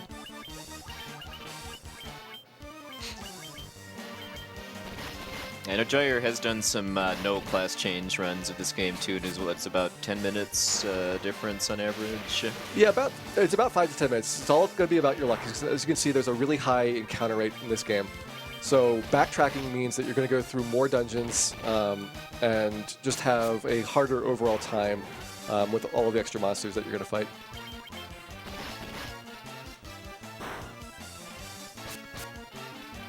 I was really cheering for the white mage to kill that there. Luckily, we have Phoenix Downs.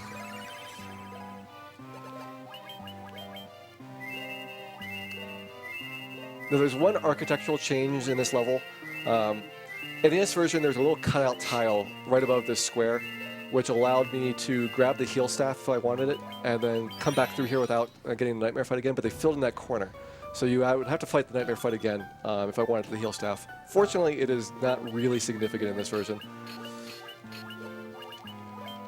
Yeah, I ended up using the heal staff for the not gulag or whatever. I can never remember its name.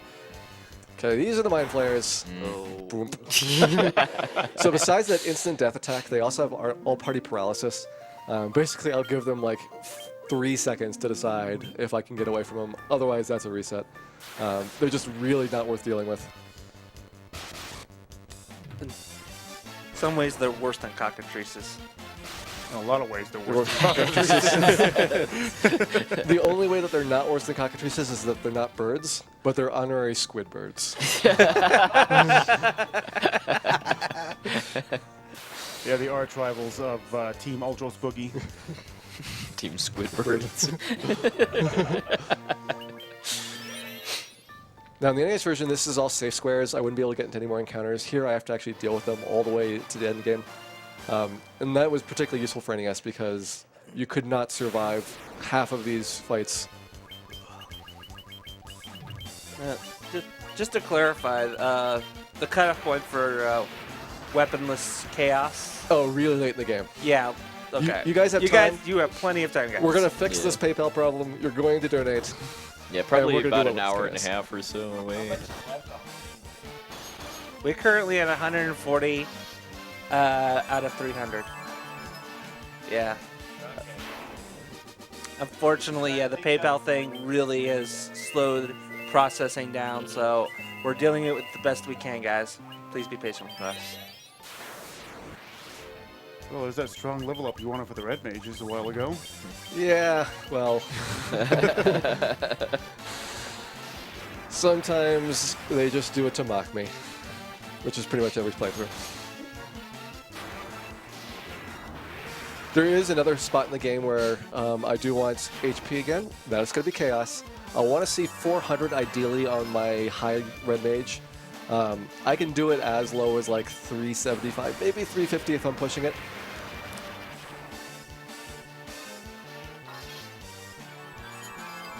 But we've got a lot of levels to go before that.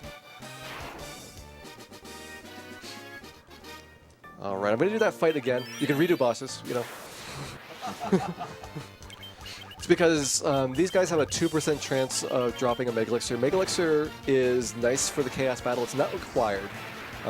It would save me a little bit of time having to pick up a regular Elixir by Phantom. And these guys are good experience as well, so, you know, why not? How many do you buy? I'm just going to do one more. It's really dragging over. Yeah, well. If you think these guys are dragging on, you should wait until we get to Temple of Fiends. Oh, yeah. Yep. Some hell dragons supposed to be extinct, but you know, we're fighting their zombies. I can understand that. However, that Temple of Fiends, that is packed with more dragons than you can count. All right, let's one last chance. It's like a 2% chance for each of these drops, so unlikely, but hopefully we get it.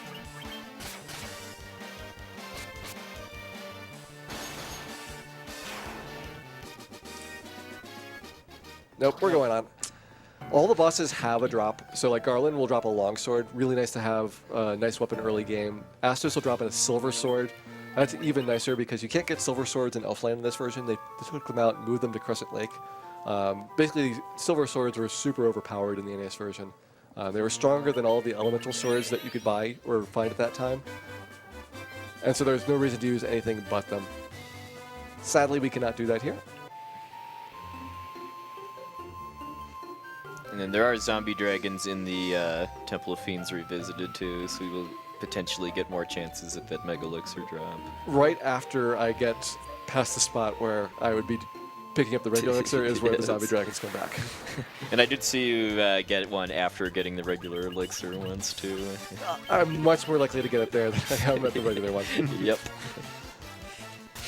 So now we're sailing on to Ice Cave. Ice Cave is probably one of the more difficult spots in the game for casual play. There's a couple of spots which just have really big jumps in difficulty. The first one is Marsh Cave, and as long as you're doing a lot of extra leveling, you probably don't notice that one as much. Then you've got Earth Cave, the mid-floors where you're seeing all those bad enemies, and then probably Ice Cave, because that is where you're really supposed to be going after Gurgir Volcano, which we still have not visited. And I kind of think it's actually more difficult than Ordeals is in a lot of ways for the monster formations. There's a little bit of a shortcut back in here. You can get out of your boat directly to the canoe, which is also what we did in Ordeals to get early access to it. You're normally supposed to fly to Ordeals in the airship and walk a long way over a bunch of terrain that you can't land on, but the canoe gives you an actual shortcut to it. Is this where the Poisonous Party Mix lives, by the way? These rivers? Poisonous Party Mix is only in Marsh Cave. We do have Poisonous Nachos here. Oh, that's what I was thinking of, yeah. The Poisonous Nachos go with the Poisonous Party Mix to have the end of any particular party that you want to have friends with anymore. Watch out for the crocodiles here. They are surprisingly brutal. Yeah, they mixed up the monsters. Well, not mixed up, but there was two different areas in the world for the NES version. There was the southern half of the world for Canoe and northern half of the world for Canoe. And the northern half was a much more difficult area. And in this version, they combined the two, so you just have one set of monsters for canoeing. Which means that you can get into a lot more dangerous battles early game.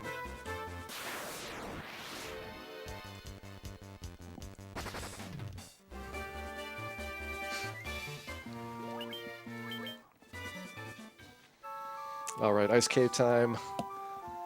Let's see how many times we get trolled by cockatrices or mind flayers. It's only a matter Or just randomly killed by a monster on the third floor. Good start. It's a good start to it, yep. Luckily, we do have a little bit more firepower now, as well as a slightly higher magic defense, which helps with the cockatrice petrification. We're never really safe from petrification for most of the game until we start getting ribbons.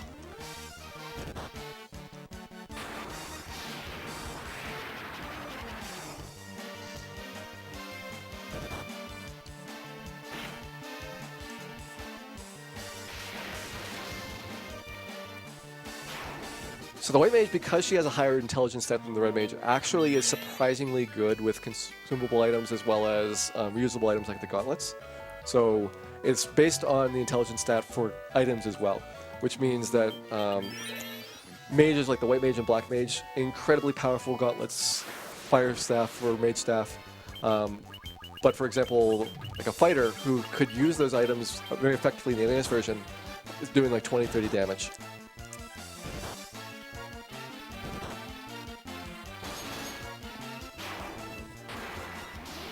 And thankfully, I've got a big stack of ethers that I got in Crescent Lake, so I no longer have to really worry about my magic. We'll be doing a pretty long section in here. This is where I get most of my levels in the game. And by pretty long, I mean like, 10 minutes. Unless these guys show up. I don't think we're sticking around for that one. I did a playthrough of the Dan Party. Dan, again, is the name of the red mage that gets sacrificed in the NES version. So I had Dan, and Dr. Fail. Dr. Daniel Fail for his full name. And the screen capture on Twitch for that playthrough was exactly the scene in the ice cave with the first Dan dead, Mind Blast going off, which makes the ice cave look like it's entirely on fire because Mind Blast makes the background red. And ice, when it's red shifted, looks like it's just completely burning in the background. So those Dark Wizards cast Faraga as their first spell, which would wipe the party, but you have a 90% chance of ambushing them. These guys, I just got lucky on the preemptives.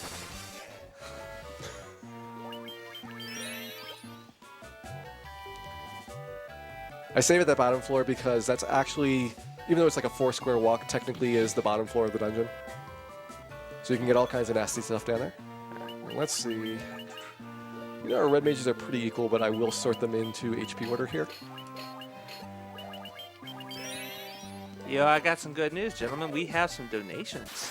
Why don't you hold that Yes. off, Ozzy? Yeah, we have $5. Ozzy, why don't you hold those off? All We'll right. have a stretch where there is a really good spot for donations coming up Okay, shortly. I got a lot to read here.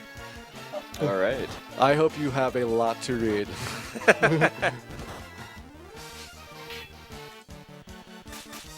So right here is a trap tile. We'll get an encounter like this every time that we fall down to the 3rd floor. And this is an example of an overstuffed template. So the way this game works is the monster formation is basically a template where you have a monster type and a range, minimum number of monsters and a maximum number of monsters of that type that can appear.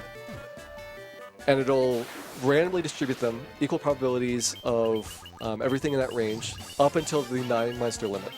So if you want to guarantee that you're always going to see lots and lots of monsters, you'll stuff the template so that you could potentially have a max of like 20. And that means that the rolls are very likely to kind of completely fill up the screen. And that takes place in a couple of spots in the game where you have like a preferred enemy and then like a secondary enemy. That particular one at the beginning is just to kind of make sure that you have a really hard time with paralysis each time you drop down there. This is also the most dangerous floor that I'll be on for a long time. So hopefully we don't see frost dragons or other nasty things down here. This is such cheerful music for such a dangerous cave. Yeah, the fact that this uses the friendly cave theme just seems so out of place to me, Yes. and especially in the original.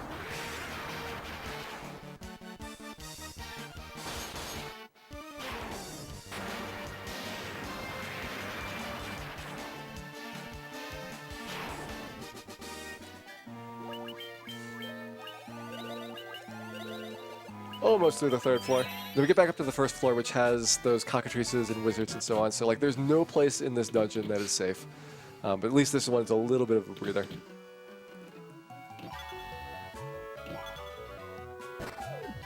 Now we're gonna fight our friend the Eye. And I'll explain how this fight works, as well as why we do this fight, and then I will turn it over to Ozzy for some donations. So, Eye is a pretty easy battle. If I get lucky like that, I'll kill him in one hit. And he gives me 3,225 experience as well as 3,225 gold. One of the highest sources of experience and gold in the mid-game. By the way, you can re-trigger bosses just like we did at the Zombie Dragons. So this is where I get most of my levels throughout the entire game. I'm coming in at level 19, and I'm going to exit at level 31. Maybe after the donation sequence, I'll tell you a little bit more about why we do that. But it's 60 eyes, more or less. And if it goes really well, it's like 10, 12 seconds an eye. All So right. go, take it away, Ozzy. All right. Again, $5 donation from Grey Durham Theory says, I always get so lost in the early Final Fantasy games. How long did it originally take people to actually find out where to go and find all this stuff? Yeah, like 4 hours. Sounds about right. We have a $44 donation from Anonymous saying, here's 44 bucks to see Chaos get punched in the face. Knock him down. And we have a $13 donation from an anonymous that just repeats, Warmech, Warmech, Warmech, Warmech, Warmech, Warmech, Warmech, Warmech, Viva Chocobo. We have another $30 donation from Anonymous saying, glad I was able to be awake to see the Final Fantasy run. Good luck with the run, and here's hoping for better level ups for the rest. And a $20 donation from Anonymous. I watched you practice the bare-knuckled chaos while you were practicing last night. Definitely cool. Do it again.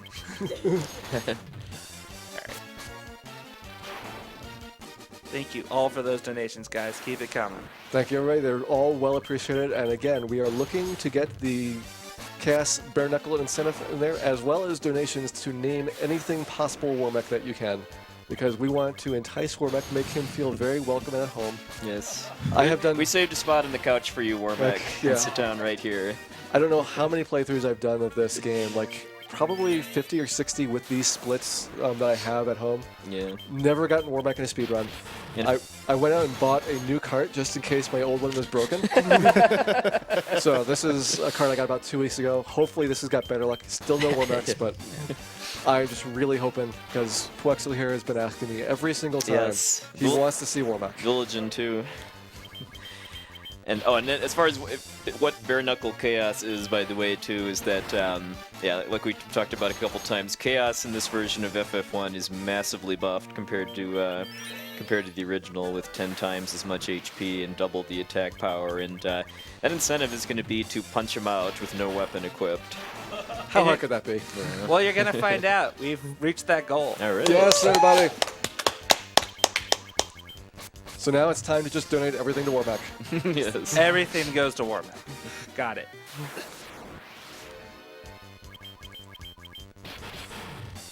And it looks like getting Megid and Phantasy Star 4 that's coming up after this still needs a little bit to go, too.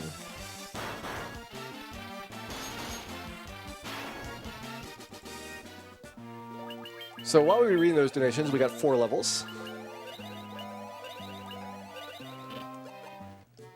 Let me ether up my white mage so that we have enough go juice for the rest of the time that we're here.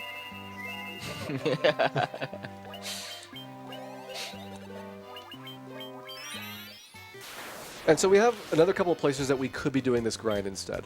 The original NES version, you went to Gyre Volcano and fought Agamas. And Agamas were nice because they had 2 of these trap tiles back to back, which meant that you never got into enemy encounters on the off step. For the step route manipulation, since these are free squares, you could just go and bounce as much as you wanted to and didn't have to worry about recalculating things. But so we don't have to worry about that. I go for the eye since it's got slightly more experience in gold. It's like 3,200 versus 2,400 for the Agamas.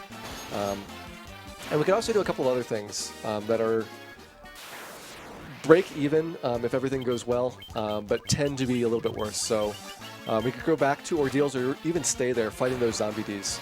However, zombie dragons, it's 50-50 whether or not you get 1 or 2, and you'd have to consistently get 2 zombie dragons every single time to keep up with the rate at which you can kill the eyes. You can also go to Peninsula Power, but since you can't manipulate the monsters there, there's no way to guarantee that you're going to get the more lucrative ones. So again, you'd have to get like perfect luck just over and over again in order to balance it out. And the reason why I'm kind of doing the grind at this point in the game is because coming out of Onrak, where the Sea Shrine is, I want to be able to buy Helaga for my White Mage. It's a long walk back if I don't have enough XP then. So she needs level 33 coming out of the Sea Shrine, which means I'm basically working backwards saying, okay, 31 here, I go to the waterfall, I go to the Sea Shrine, I'll probably make up the difference. Well, I go to Gyre Volcano in the meantime, but you know that's a really, really short dungeon, as you'll see. For probably not the reason that you'd expect it to be, too. So, was it because of better healing capacity in this version that this is better than Agama's? It's a slightly better XP per second, as well as the fact that the eye has better gold drops. So he's got 3225 gold as well as experience, whereas the Agamas give you less gold than they do experience. So for this game, I need to buy a lot of stuff after this point. And rather than having to do a lot more loot farming or going around to places in the world, it's better to just grind on the eye for that.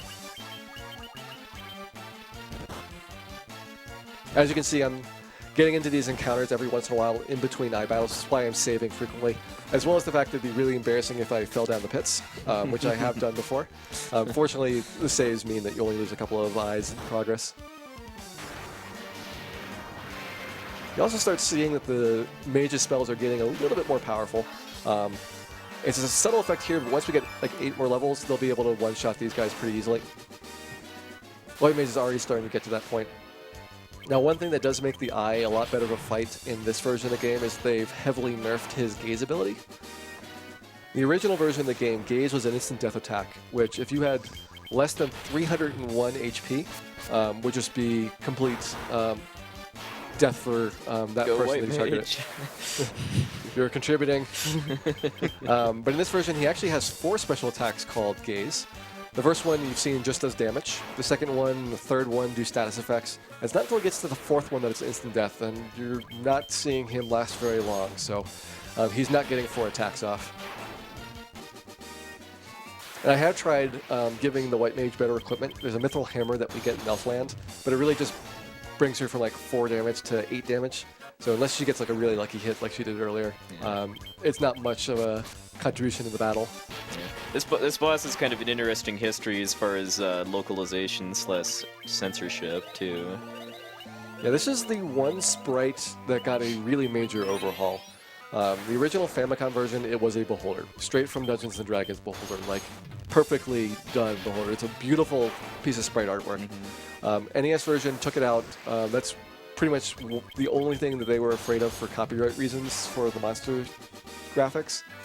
And so that never came back. Not even the Japanese remakes have the Beholder graphic, very sadly. And they used that again for Phantom in Temple of Fiends, which was called the Death Beholder.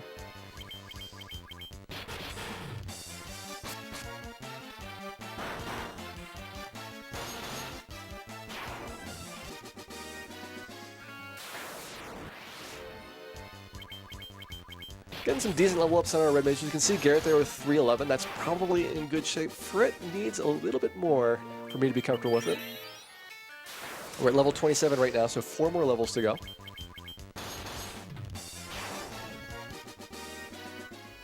This is the one monster I fight the most overall in the game, even more than imps.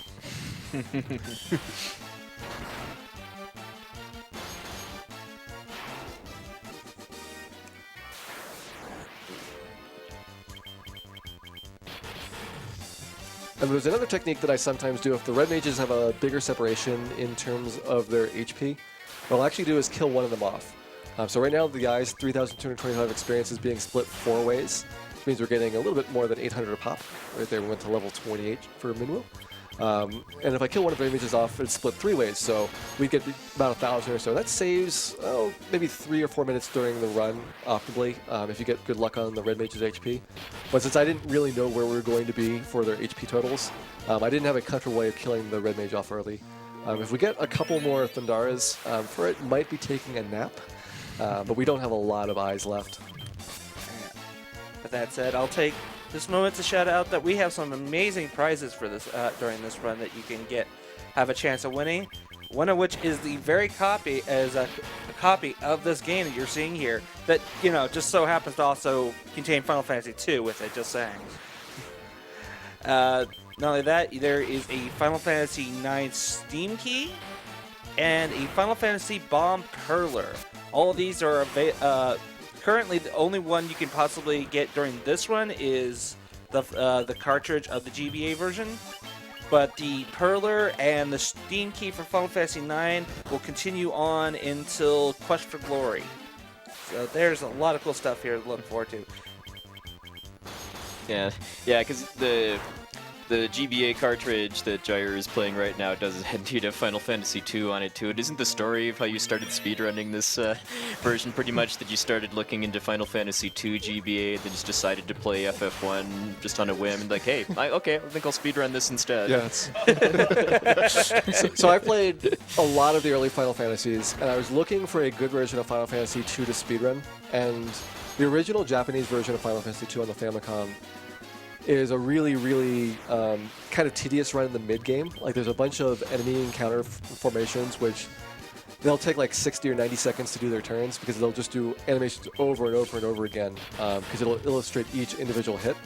So I was like, okay, I want to get a different version of Final Fantasy II to do that. So I was looking at the PSP version and the GBA version, which I had never played before. I was like, okay, I know Final Fantasy I, so why don't we see how Final Fantasy I speedruns on GBA card, which I did a blind speedrun for. And I got to Chaos at like level 25, and I didn't know Chaos had 20,000 HP in this version. It was a little bit of a challenge. But it turned out to be a really, really fun version. And since it's not as broken as the PSP version, this is the one that I really like to speedrun for a relaxation break from Final Fantasy I NES. We are one level away at this point. And Minwoo is the only one I care about level 31 on. That's because Minwoo needs to get the heal Aka spell. Everybody else can get levels whenever they want.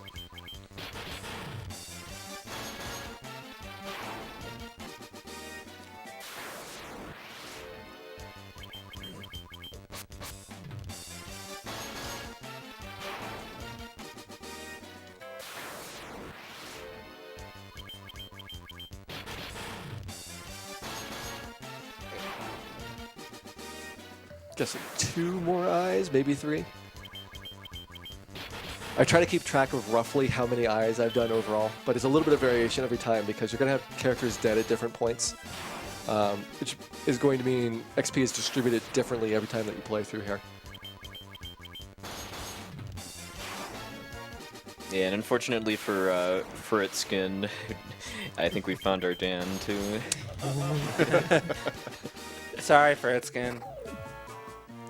You're a good guy and everything, but into the back row you go.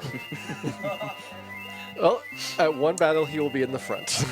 Yes, one very important battle.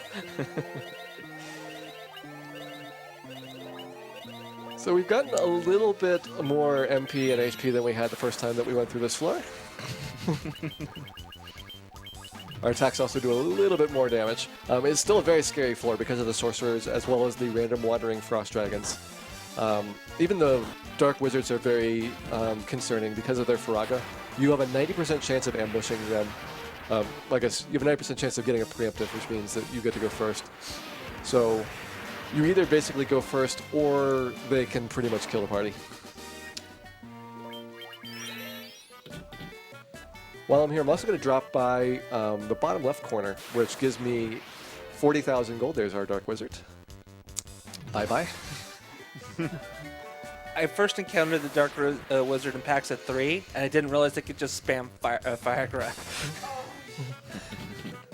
That was fun. Yeah, they're not an enemy that you want to play around with. And I do this funny walking pattern because in the middle of those 2 chests on the far right-hand side, there's a trap tile.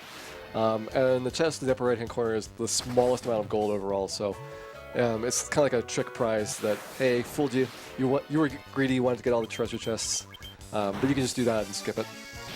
I'm also going to get 1 more treasure chest on my way back out, which has 10,000 on the upper floor. I could have gotten that the first time. NES, I'm just used to having to do a certain order for them because you don't have enough steps in the first walkthrough to get the treasure chest done. Here, it doesn't really matter.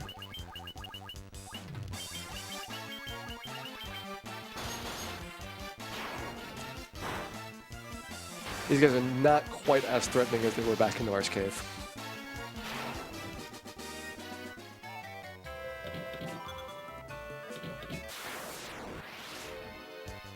These guys still are.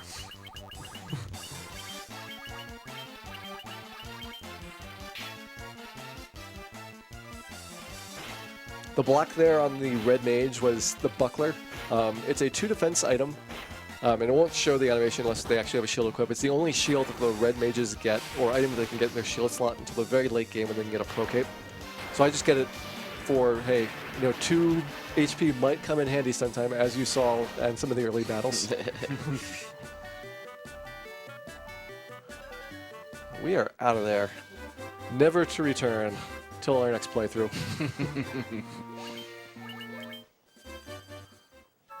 And the eye is just, oh, they're finally Oh, God. gone.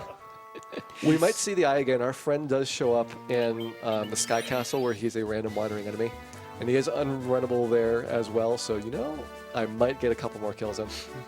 You picked a bad time to go on vacation to the Sky Castle? It's like, finally got away from those guys. Oh, hey. Got to go somewhere nice and warm, too, for vacation. 'Cause the Sky Castle's floating over a desert, so it's got to be warm in there, too. Let me know when you got a moment to read a couple donations. Well, let me get the airship, and after that cutscene, I'll be doing a bunch of shopping, so that's probably a good time. All right. So here is our faithful, trusty sailing ship with its jaunty sailing tune. And we have loved this thing. It's the only sailing ship in the world. So we're going to park it down here at the very bottom, you know, off in this tile, which you can't even get to without a canoe. Only canoe in the world, probably. I'm sure those pirates you beat up are probably a little jealous right now. Well, I mean, now that we're going to get the airship and abandon this whole thing, ocean commerce is just going to grind to a halt. There's no travel. Most people are just trapped in their one little city. Like, they've got all these ports that they've invested in. Their economy is going to collapse. So we are really not good heroes. They have canoes. Well, no, we took their canoes. We also own the only canoe, and now we are going to own the only airship. Yep. And if you notice in the canoe, there was only one person running or rowing canoe. That was for it. Yeah, that was Dan.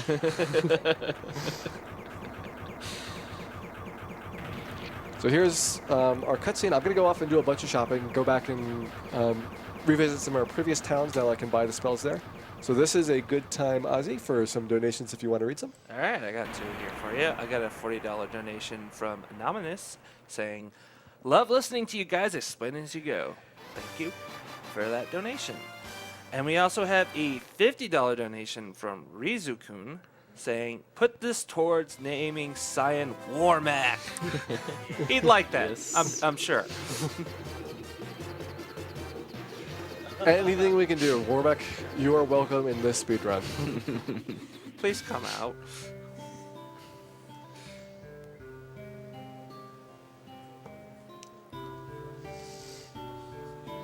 Okay, money is not really an objective anymore. So, you know, I could buy a couple more of these things than I could before. That stack of 99 antidotes is for Doisum. Yes. Also, it's slightly faster to buy 99 things in this version than the NES version, which I almost had a separate split for. Yes. Yeah, playing the NES version as a kid made me very glad that I had an NES Max Turbo controller, just specifically for buying heal potions one at a time. Yeah, if I'm low on the NES version, I have to buy a lot of heal potions. It's almost 2.5 minutes to get to 99. And use all of them in Temple of Fiends Revisited for the NES. Here we just have like a stack of ethers that we'll get, and our white mage will be able to just heal, heal, heal. Here's Bahamut. We gave him, I guess, this crusty old rat tail that was good enough to get some fancy new clothes. So presto changeo, we have changed classes and increased our power infinitely or more. It's kind of a creative way to censor the crosses out of this version of Bahamut's Cave, too, by making them swords. Yeah. The original Famicom version, every single one of these is a cross. And so I kind of call it the spot where all the crosses for all Nintendo games are being stored. These are all the swords that of the warriors that tried to kill me. Yeah. Don't even bother. And the NES version replaces all of them with candelabras, so it's like extremely well lit for a cavern. Yes.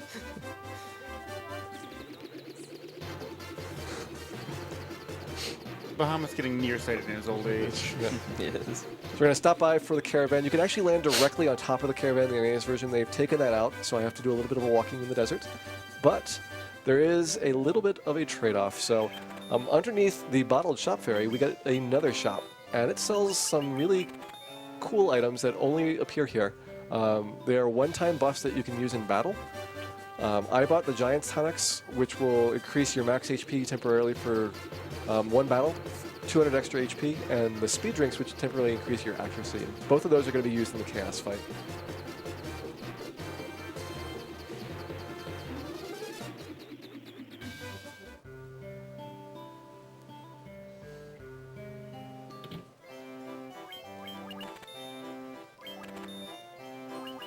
And in previous versions where you had spell slots, you could actually buy spells early before you could even use them.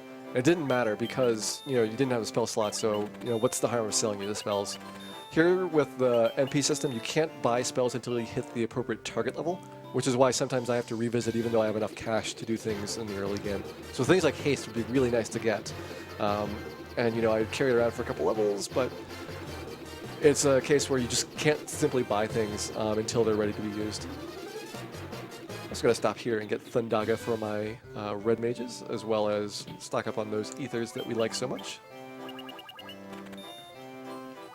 Yeah, probably some Phoenix Downs. We'll be using plenty of those. Potentially even Undan. I hope not. Dan is very tired. He didn't get his sleep during the eye grind, so he might need it later.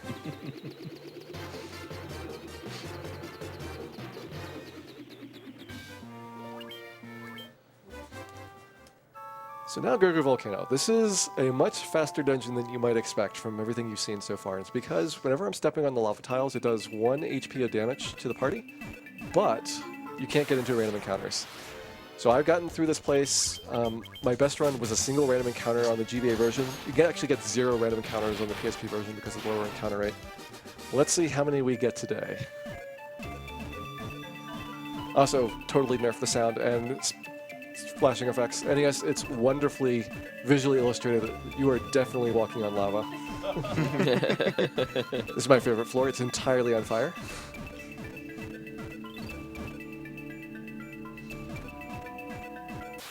Two encounters.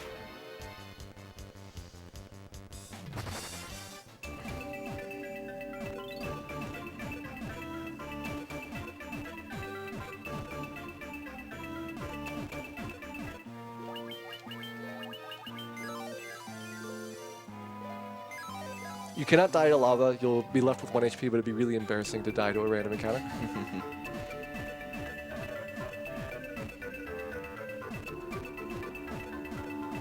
That room is the home to the Fighting Agamas. They want us to stop in, but we just don't have time.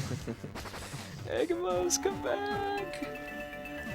They just want to be friends. I want to be friends with them too, but we were friends with the Eye a lot. I don't know if you could really call that a friendship. One of us thought it was a friendship. Yes.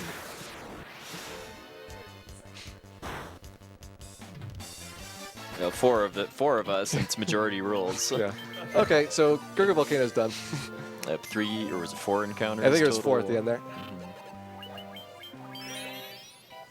And this is the one time in the game where I'm actually at the appropriate level, which means that I will absolutely destroy the boss.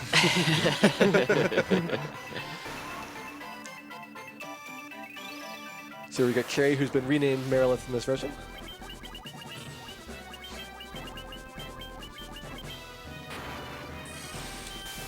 Yeah, when I first played these remakes, I picked up that there was a little difference in the music for the Fiends, but it wasn't until Gyre pointed it out a while back that it's actually tied to their gender. Really? Because I also didn't know that Tiamat was female until fairly recently, too. I didn't either. Yep, so you got Lich and Kraken with one theme, and then Carrie and Tiamat with another. You'll hear it better in Temple of Phoenix who visit it. Hey, Dan. It begins. Oh, Dan. doing what your name is an acronym for. It's-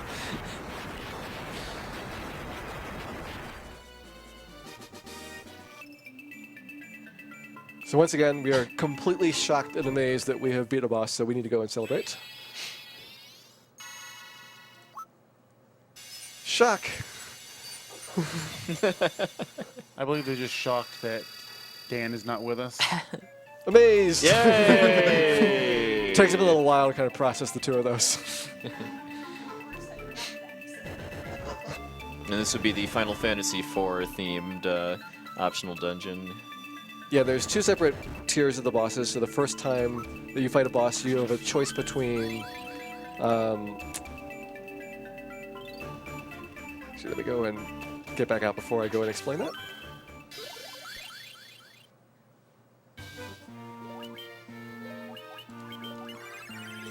Get back up, Dan. Yeah. But basically, you've got a choice between 2 bosses on each of the tiers, and they'll have different items throughout. So that's actually the dungeon where you get potentially the 4th ribbon. So they do have 4 ribbons in this version of the game. However, we will only be getting 3 for the speed run. So there is a Dan for the Chaos Battle. So right here now, I'm going to go complete the Bottled Fairy quest, which we started earlier. We need the Bottled Fairy to give us Oxio, which allows us to get Oh, to the that was sea the shrine. Peninsula of Power. Oh, We just flew good. over, by the way, Good. too. Just had to wave. Goodbye, Zombles. Goodbye, Trolls. Yes. We might see you later. And I could have done this quest early, right when I did the shopping, but I just kind of split up the shopping a little bit so that there's 2 sequences. I love the subtle sprite detail and just him turning his head.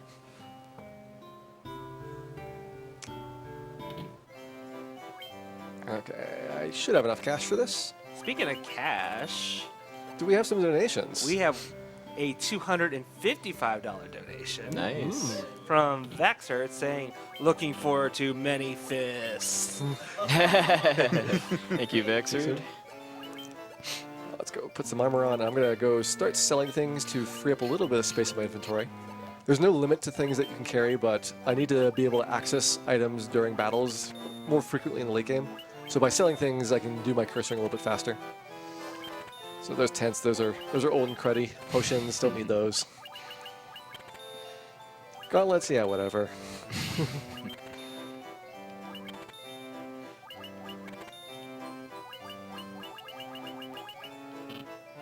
All right, that looks good.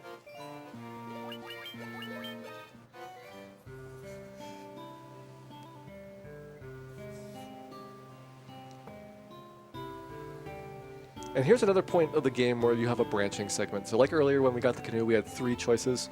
This gives us 2 choices, one to go to the waterfall and one to go to the sea shrine. We need to go through both eventually in order to get to the final Fiend's dungeon, but you can do them in either order. And I choose to do the waterfall first for a couple of reasons. I want to get the extra experience for my white mage. Hopefully she gets to 33 naturally without having to do any very last minute catch-up grinding in the sea shrine. But also there's 2 nice items in the waterfall, the Defender's Sword as well as the Ribbon. Ribbon is critical for a lot of the late game bosses, since we don't have a good source of preventing most elemental attacks, except for the Ribbon. And since you guys have donated for Bare Knuckle Chaos, the Defender's Sword is the last sword I will get. There is a Sun Sword, a Vorpal Sword, Excalibur, Mazmoon, but you know, we're not going to really need those. You're multi-classing in the black belt, that's all. Just the very end. Here's the Poisonous Nachos. Oh, I think that last fight you had before that was the first time I ever saw that particular battle background too, with just the river with no waterfall. Now, there's a couple of random encounters here which are pretty nasty. The one that you definitely don't want to see is gas dragons. It's a 1 in 64 chance. I do have enough HP to survive them, so I'm not like completely worried. The other is nightmares, which we saw back in Ordeals. I now can kill them relatively easily, so I don't have to worry about those tough battles. And it's still very, very hard for us to run away Yeah, from those are some nightmares. more Star Ruby junkies trying to beat him up too. There, looked almost the same. And sadly, we did not get to see the best NPC of the game. Yes. In the NES version, there is a bat. I've affectionately named him Out of Bounds Bat because he's the one bat that's not going to get in our way. He's our one true friend of a bat among all bats. But he is so out of bounds in this version, you just can't find him at all. He'd be like right there floating off in the blackness to the southwest of us. Or maybe he's there, but he just has an Birds. entirely black sprite too.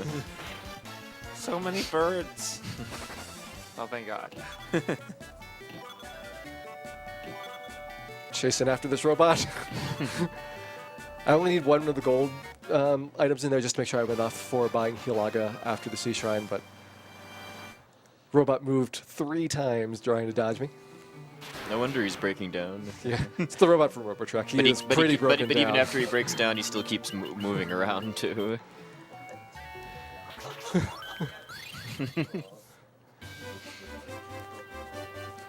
I'm not sure if that's cart 5 or board, but one of them. Bug did a real number on him. gonna have to watch that VOD, you know, Yeah. just to make sense of what is you're saying. I don't know about you, but I'm watching every VOD after I get home. You're just gonna have a marathon of them, Something like that. no sleep. Yes, sleep. So I try to stay on the river squares as much as possible because there are unrunnable battles here on the overworld. It's more of those just really random. You would never guess this is unrunnable unless you were told or tried to run away like 10 times. Yeah, because a lot of unrunnable fights are just basically refights with trap tile monsters that were there as mini bosses earlier in the game. But then there's others that are just unrunnable for whatever reason. But now it is time for my favorite dungeon. First, we need to talk to Spooky Ghost Mermaid.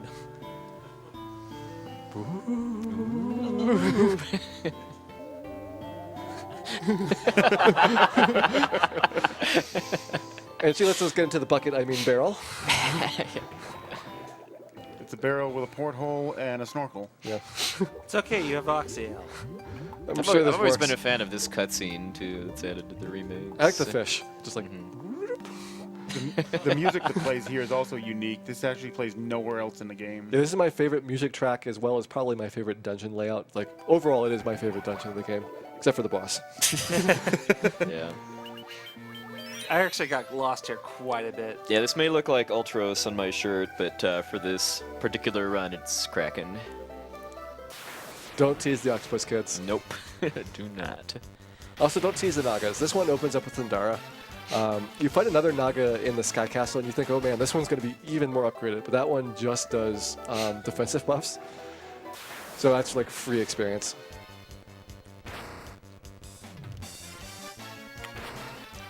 Actually, I want to pay attention here because there's one thing you get that I missed. So I'm only going to get, say, 4 items in this dungeon, plus the slab. The slab, I say. Disregard whatever you may see on your screens. It is the slab. Do you need to return the slab? We will be using the slab with Dr. Oon. He's famous. Everybody's heard of him. Everybody's heard of him. Yes. He can teach you a new language in minutes. Mere seconds. So I'm going to grab the diamond armor here. This is the only other armor upgrade I'm getting for the fighter. He last got an upgrade back in Marsh Cave when we got the iron armor. Oh, and then I should point out too that this teleport spell he's using requires getting the class change in order to be able to use, and that's a huge part of why doing that like 10-15 minute long side quest to get the class change is actually faster overall. Ideally, it's only like 8 minutes to do the Oh, class okay. change quest. But then you have the waterfall backtrack. You've got 4 times here in the Sea Shrine. There's just a whole bunch of places where backtracking would otherwise be involving a lot more random encounters. Not that there aren't random encounters coming very, very frequently here. This is one of those weird unrunnables. With Thundaga, it's a lot more of a quick battle. With Thundara, you have to do 2 of them because the Segment Princes just have enough HP that you can't quite kill them with 1. Yeah. There's also certain equipment that requires class changing in order to actually be able to use too, which makes the end game a lot safer when you can have just better armor overall. Yeah, so let me talk about why I picked diamond armor. I could have picked 2 other armors earlier in the game. There is flame armor and Gurgur Volcano, and respectively ice armor or frost armor in the ice cave. Those both are guarded by dragons. The one in Gurgur Volcano is also guarded by an Agama that you have to fight on the way in as well as the way out of that fight. So sadly, no Agamas for that. But both of those are good choices for no class change run. However, this one gives me 8 extra absorb for the fighter for his physical attacks, as well as being slightly faster to pick up. However, it's night only, which means I wouldn't be able to use it for a no class change run. I like how there's like multiple princes for Sagag. Yes. Yeah. This is a very royalty-heavy species here. Ooh, survived Thundaga. That's pretty rare. The other thing I can't use in the no class change run is the Defender Sword. So the last sword I actually get is the Ice Sword. The one I have right now came from Ordeal, so I would instead get the one from Gurgur Volcano.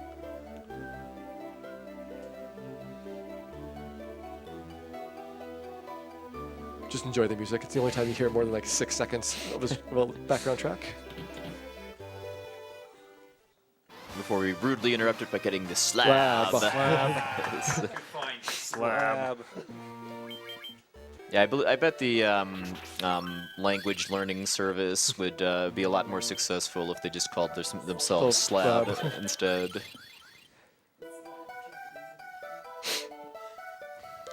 But we've done the first half of the dungeon. We're now going to go down to Kraken. And I'll be keeping an eye on my levels. I want to get 33 on the White Mage. We'll see where she is. I haven't seen if she's gotten 32 yet. I think so. And if I don't have it by the time we get to the ribbon, there is a grind spot which has White Sharks and Sanguine Princes in a formation, which is a decent amount of XP for the amount of time it takes to kill them. I'll use that to finish them off. You could chance it to fight with Kraken, but he's really, really good at killing people, so I don't want to do that. It's much worse to get the XP outside.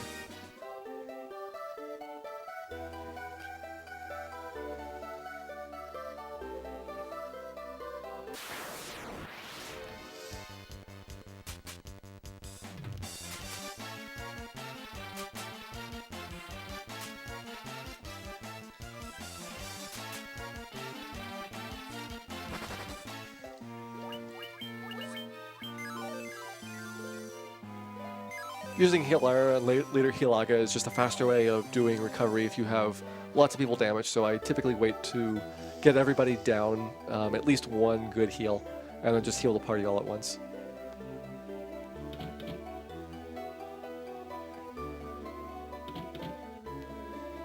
Yeah. Alright, there is a really nice item on this floor. It's the Giant's Gloves.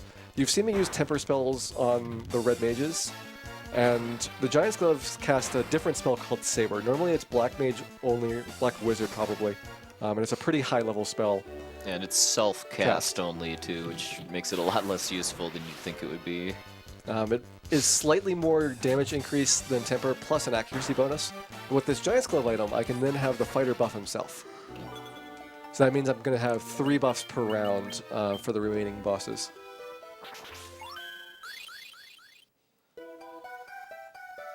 This music's so nice.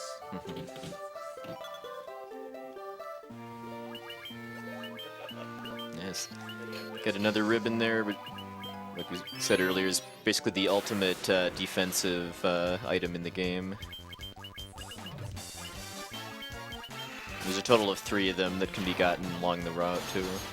And only Dan will not have one at the end. Yes. Oh, sorry for it. Well, if he wanted to have one, he should have gotten more strong level ups. Yeah, they were neck and neck up until the eye grind. And 60 is not too bad of a difference between the two of them. I have had playthroughs where it's like 150 HP difference.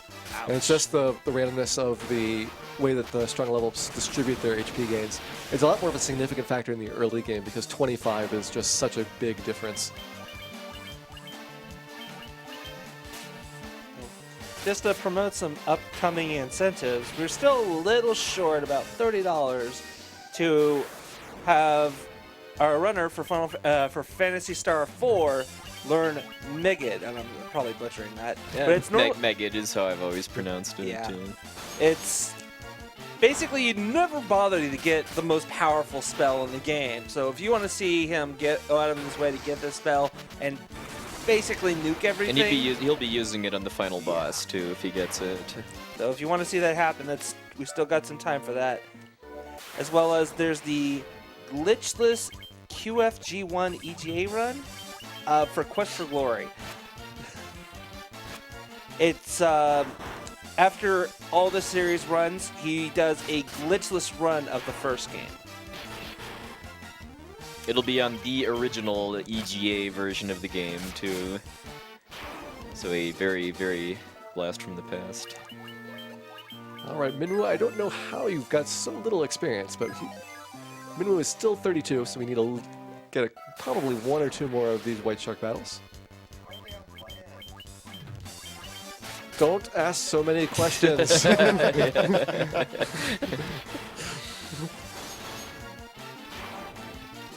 Send all your questions to here.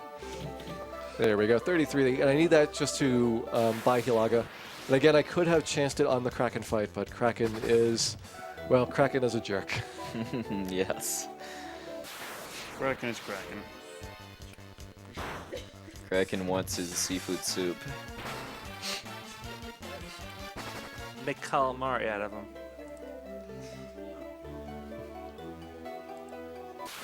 Really angry at being defeated multiple times in Yokai Watch yesterday.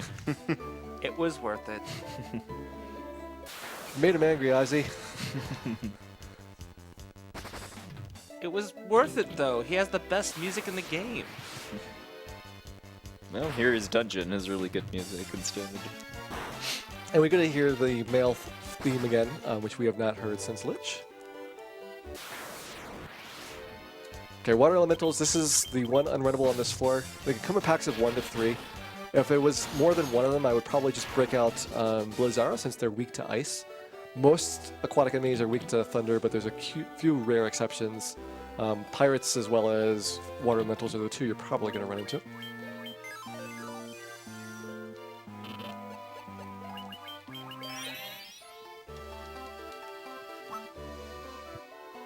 But now you shall see the fully operational power of my fighter.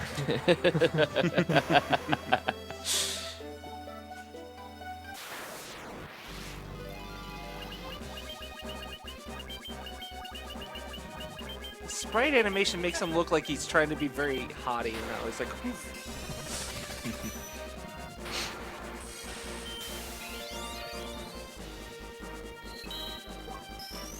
So, what haste does in this game is actually different than what it does in a lot of other Final Fantasies. It doesn't actually make you... Its primary function isn't actually... Ooh, nice hit. I was going to say, that was goodbye to Fred. I've never seen the remake survive. But haste, instead of its primary function being to make you get your turn faster during battle, it actually increases the number of hits you get per attack, which pretty significantly ups your damage dealing power. Alright, let's see if the tempers go off before the fighter attacks. Dan, you are so lucky. This could be a good hit. Yes. Alright. yeah! Get wrecked! Take that, Kraken.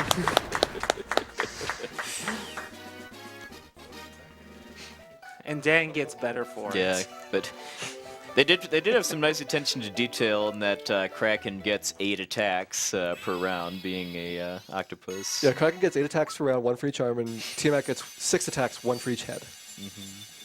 And these are strong hits by Kraken too. So Dan Well, that was a weak hit. That was How else did Dan live?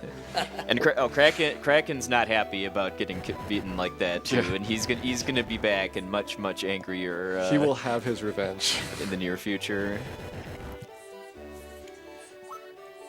We have a very surprised mermaid. Shock! So FF5 dungeon is the one where mermaids in, and Gilgamesh is running around chasing after the mermaids,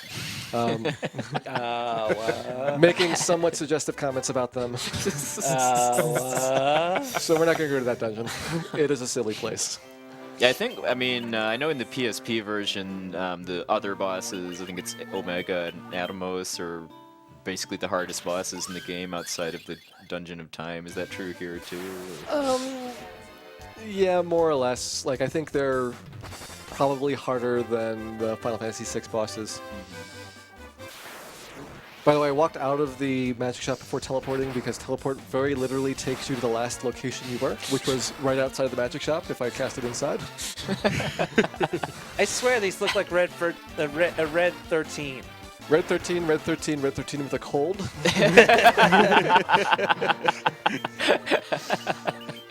Oh, now we get the scrub and bubbles. Yeah, Sealaga is a very significant upgrade from Hilara. We're going to be really making the floor of the Temple of Fiends clean in the near future, too.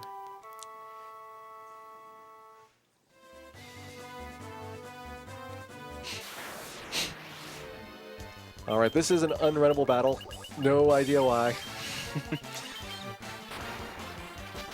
Yeah, I think they're called Cerberuses in the NES version, just because as a kid I didn't ever think to like increase the battle message speed or anything like that when I played this. So getting like the a 4-pack, I think, of those in the volcano. I was looking at like a 3-minute or more long battle if they kept using their Scorch attack to hit my whole party. Yeah, both them and the Agamas with Heat have a pretty good one, and I guess the Chimeras have a Blaze attack. Yeah, I love the animation for that in the GBA version too. So hopefully we'll see it at least once in the tower. Well, we might see it, but first we need to visit Dr. Un. Yes, yes. The fabulous, world-famous Dr. Un, who can teach us the little Finnish language in mere seconds with the slab, Dr. Un, the slab. Yes. He's getting forgetful in his old age. He doesn't even know what it's called, and somehow he can teach us this language. That's how easy it is. And then we're out of here. The blue hair guy likes to walk back and forth, and he'll get stuck in the area walking up to Dr. Un, so it's another good advantage of class change, is just NPCs in town. I really wish you could actually learn the language that fast. That'd be amazing. So this is Well, just get yourself a slab and you're set. Yeah. This is the area of the game where Peninsula Power draws its monsters from. I walk on the lake squares a little bit first because there is the unrivaled Allosaurus. the completely inaccurately represented dinosaurs.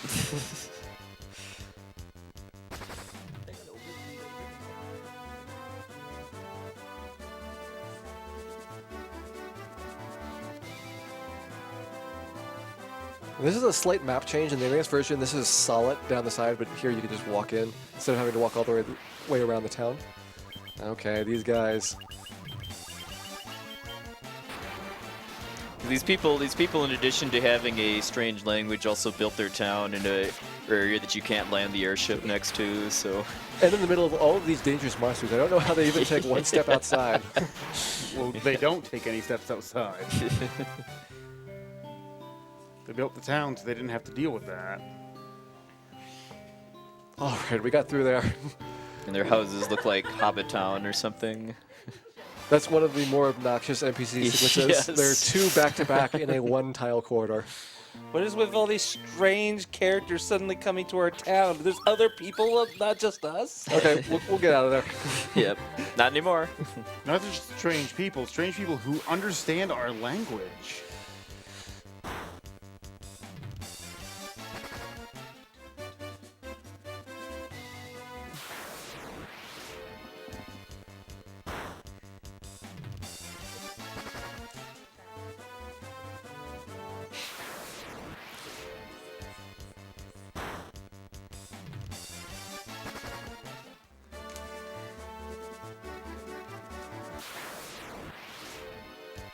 This would be the best encounter you could get in the NES version if you're grinding. The Zombles are worth 1,000 experience, the Trolls only about 800. So this is exactly what I would try to manipulate here. You know, I don't really need the XP. We'll be like going from a 33 to maybe 36 by the end game, and almost all of that's going to be just from fighting Monsters and Temple of Fiends. Recommended level for Chaos probably like 50 to 55.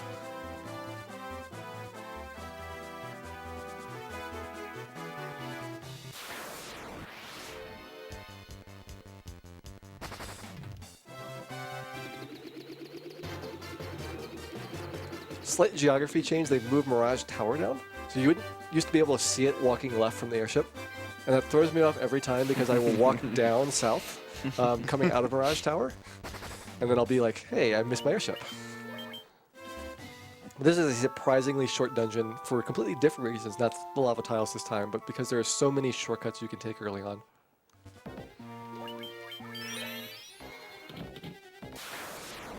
Lots of really, really good treasure in here too, but I might skip all of that. yeah. You have already what you need. Your fist.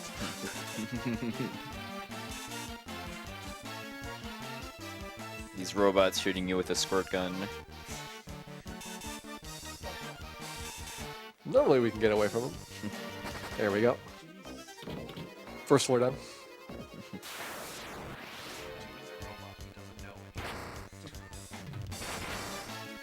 Chad is calling out for Warmack really hard. Yes. Come on, guys.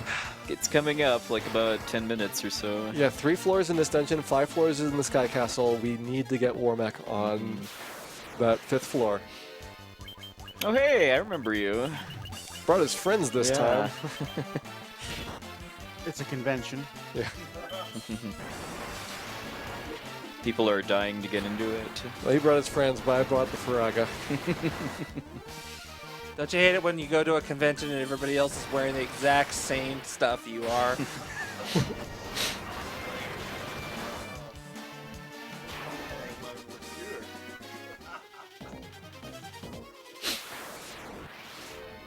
Oh, here we go. Let's see if they do their fire attack.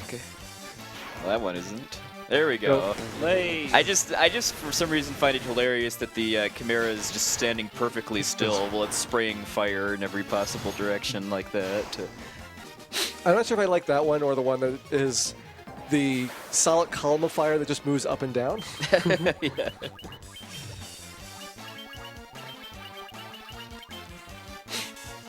I got a couple donations here. We want to go over them. Hey, good time for that. Yeah. Yeah, first of all, we have our favorite donator ever, who's Anonymous, with $10. And we have another donation from Anonymous for $30, simply saying, "Negit hype." So that is exactly enough to make Megid happen now. Nice. Awesome.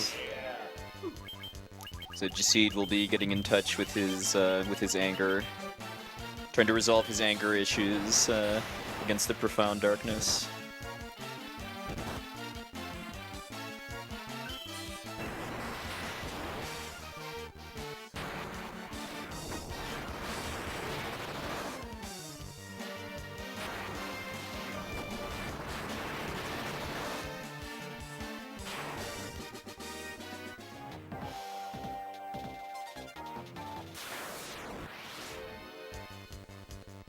Now, this is another floor where we could take a big shortcut if we don't want the items. There's all kinds of good stuff here. Dragon armor, sun sword, Thor's hammer. Yeah, we don't have time for those though. Definitely recommend collecting much more treasure in a casual playthrough. Skipping most stuff just because I've got pretty well-defined strategies for the boss fights.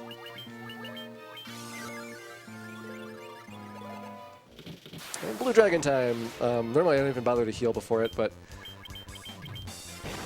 you know, he's got Thunderbolt, which he'll probably use once, and otherwise you never see this guy in the game. He's got a 164 shot of showing up as a random encounter in this tower, and then we're out of here.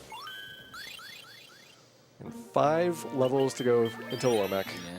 I really like the way this place looks in the remakes too, where you can actually get a sense that you're floating in the sky too, instead of like in outer space. I know a lot of people say that like games like Final Fantasy 6 and 7 really started to push the whole you know, hybrid of high fantasy with technology, but it's really been prevalent since the very first game. And if we get Warmech, we will see the highest of high technology. We will see Magitech before it was cool. So I'm stopping off here for the ribbon. The diamond shield just happens to be exactly on the way, so might as well pick it up. Well, that is the last piece of equipment that I will get in the game. We have one more treasure chest, which is the elixir by Phantom, and that's because I did not get the Mega Elixir drop.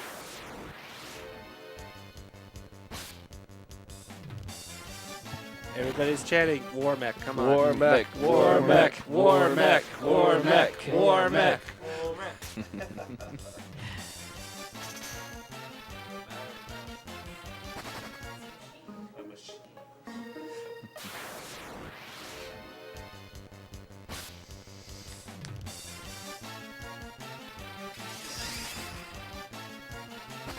That got the appropriate reaction. I'm very glad.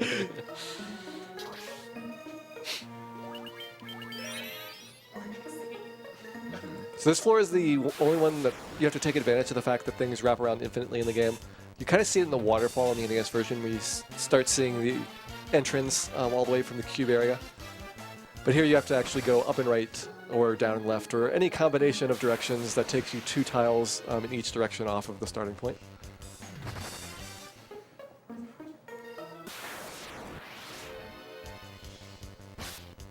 Unlike all the other elementals in the game, elementals you can run from if they're by themselves. Basically, earth, fire, water, by themselves unrunnable. With companions you can run from, and then air elementals you can run from, although you do need a lot of agility because they are fairly fast creatures.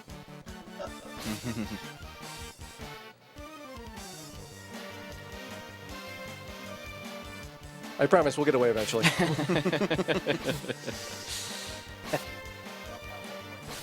We're just enjoying the cool breeze right now. It's a whirring fan.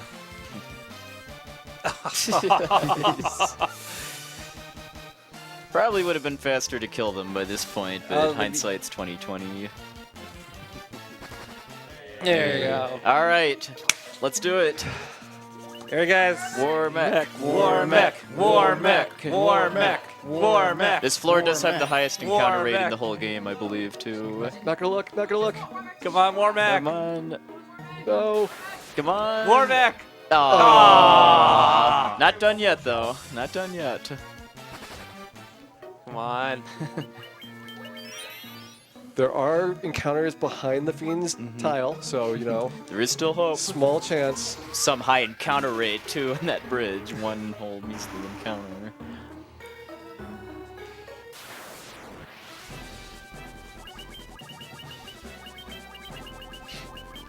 I like that head on the far right, too, by the way. Oh, hey, I'm How do here, you- too. Hey, guys. How did you figure out Tiamat was a girl? You can't, like, lift up the skirt and check, you know? Ooh. Yeah, I think NPCs give it away in the remakes. Whatever. Yeah. Like Tiamat, like, stole the castle from whoever lived here before.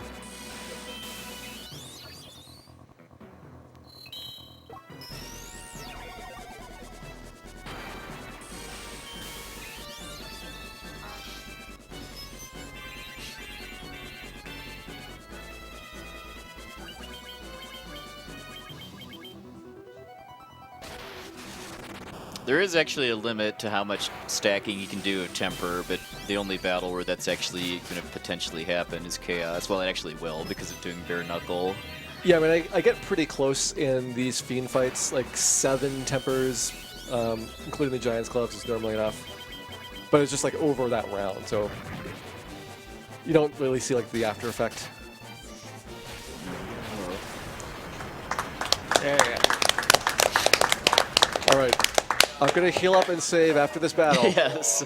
War mech. War mech. Come on, one more time, guys. We can do Let's this. do Oh, it. look at this. They're taking a few steps forward for him for free. Cheaters. It's one tile we can't get War mech on, guys. Come on. And this is only in the remakes too. In the NES version, you could, yeah, there's no encounter tiles between the Fiend's Orb and the exit. It's also very predictable when I would get Warbeck because it's doing encounter manipulation for that run.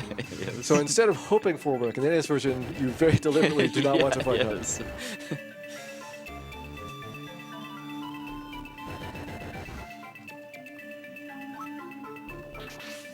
I'll show why there's a Lufini in here. You know, whatever. All right, let's do it. More mech. War mech. War mech. War mech. War mech. War mech. War mech. War mech. War mech. Hurry, get Come on, let's heal. War mech. He's stalling. Yes. Just All prepare right. yourselves.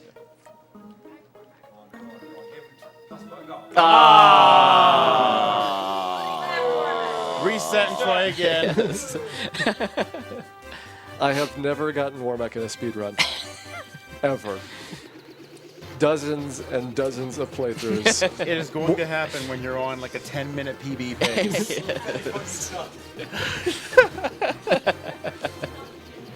So since we forgot to get Excalibur, we're going to just go to the final dungeon now. Yes. Saves about a minute not to get it. We didn't want to visit those We dwarves. don't need weapons where we're going. Where we're going is 2,000 years into the past. It finally explains something about the plot of the game. Just even figuring, I mean, especially in the NES version, even figuring out where you're supposed to go after you've killed all the fiends is something that you can miss too. Yeah, there's a place in the Sky Castle with a window, and it'll point you to the Temple of Fiends there. I did get a kick out of when I because I think I played a decent chunk of the game before I saw the world map that came with it for the first time, and then noticing that the Temple of Fiends is exactly in the middle of the map, and that the Fiends dungeons are in the four corners of the world. Okay, this floor I'm going to use a technique called safe scumming. There is pretty much encounters with frost dragons that will demolish this party. Packs of 3 and 4, and on the top floor you get gas dragons, which are the same thing. Yeah. So let's watch this Goodbye. once. Yeah. Rip. They'll do this 8 times before I get to go. So, yeah. Snowface. And that was an ambush too, so that was really fun. Purple Worm. This guy's unrunnable, but he's a good source of experience. And since I took a lot of steps, you know, I want to save that progress for the next bit of scumming. We can see the stairs already. So tempting. Ah, we made it. Here's Grass Dragon territory. Yeah. That one's actually unrunnable, so you do have to kill them to get out of that battle. Frost Dragons you just simply can't run from because they have such high agility, you'll never encounter it. They've actually got the same agility as Nightmares, which is why you just don't run from those either.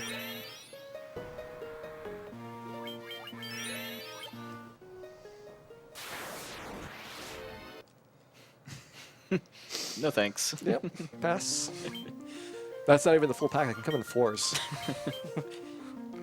4 more reasons to leave.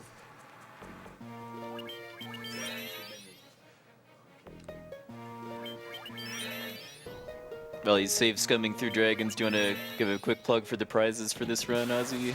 Yeah, we got some cool stuff for you guys. We got a little bit of, I'd say, 20 minutes so left of the run here. This would be the perfect opportunity to get another chance at a shot of a copy of this game, Final Fantasy 1 and 2 Dawn of Souls on the Game Boy Advance. This would also, if you donate at least $10, you'll put you in the running for that, as well as it'll put you in the running for a Final Fantasy 9 Steam Key, as well as a Final Fantasy Bomb Perler. And I believe, yes, the German Final Fantasy 9 strategy guide as well. And then that was Phantom. Yeah, Phantom. I'm already blanking on what it's called in the NES version. Yeah, So. He's really, really short in this one. If you've got Excalibur, Excalibur is equivalent to the enemy weakness for all possible types, so fire, ice, lightning, giants, dragons, aquatic enemies, werewolves, magic enemies, like all of it. So it's a really nice sword there, but since I don't have Excalibur, I use Faragas as a backup, which makes it a pretty easy fight. I used to just try to like temper up the fighters, but then it's relying on the tempers going before the fighter attacks. Unite us will learn how to play a lute somewhere. Yeah. That was never mentioned. Yeah, we just bashed the tablet open with the loot. Yeah. It's like, it worked for the Earth Rod. Yeah. John Belushi had his way with that. We miss you, John Belushi.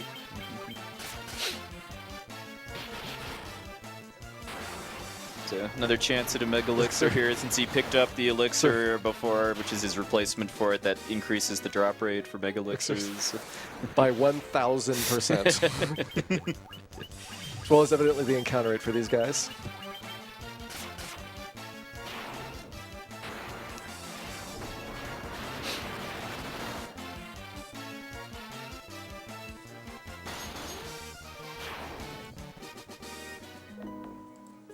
No Mega Elixirs today. Mega Elixir, if anyone isn't familiar, is it's like an elixir as far as full HP MP recovery, but it's the whole party. Yeah, it's pretty much the best recovery item in the game, and you can actually get them from winning the 15 puzzle first place prize. I was going for the second place prize because of the emergency exit. And that's actually a slightly faster strat to do the emergency exit. The Mega Elixir equivalent is all skill instead of RNG, but it's like 2 minutes slower if you happen to get the emergency exit.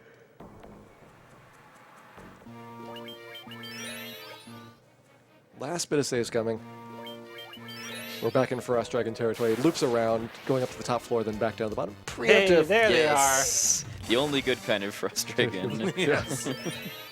You can always run, even if an enemy has super high agility, if you've got a preemptive attack.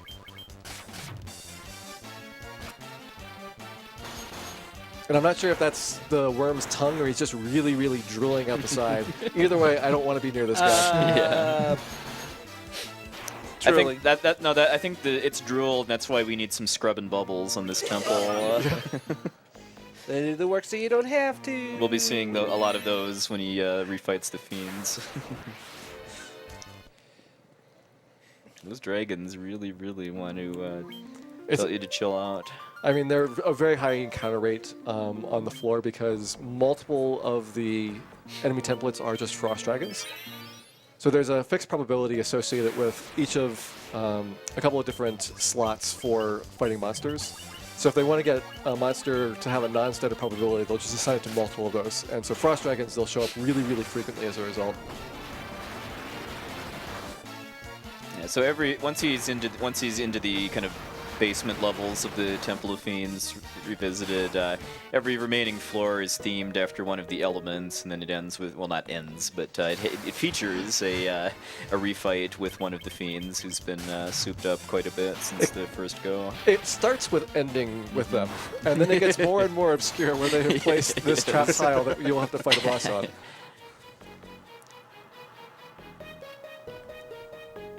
So in the NES version of the game, there was a very different strategy at this point. You had to conserve your MP very strictly, as well as your healing items, since you only had 99 potions, as well as a limited number of Cure 2s. And you didn't have lives or ability to resurrect characters, so instead what we did was intentionally get the red mages turned to stone, and there was a party of Fighter, Red Mage in the NES case. And that way they could survive Lich's big attack, which is Nuke. You turn them back to normal with Gold Needle, which you actually do have an item for. This version, we don't have to worry about it so much. Of course, the guy that flees is the one that goes first.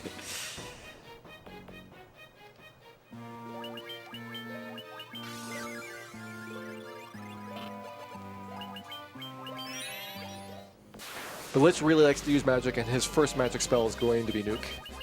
So I'll do a preemptive heal. Which is the strongest attack spell in the game. But after he does that, it's nothing. Well, he could kill for it because, you know, Dan. Yes.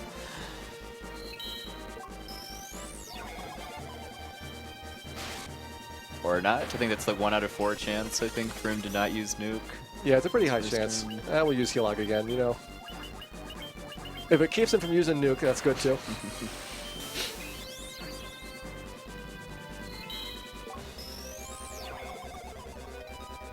There it is. Boom. This actually does a lot less damage than the NES version does, too.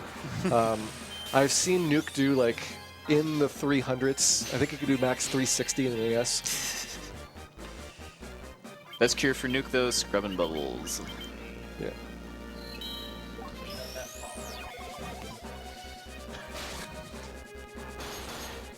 Six. 75. Let's see what the fighter can do.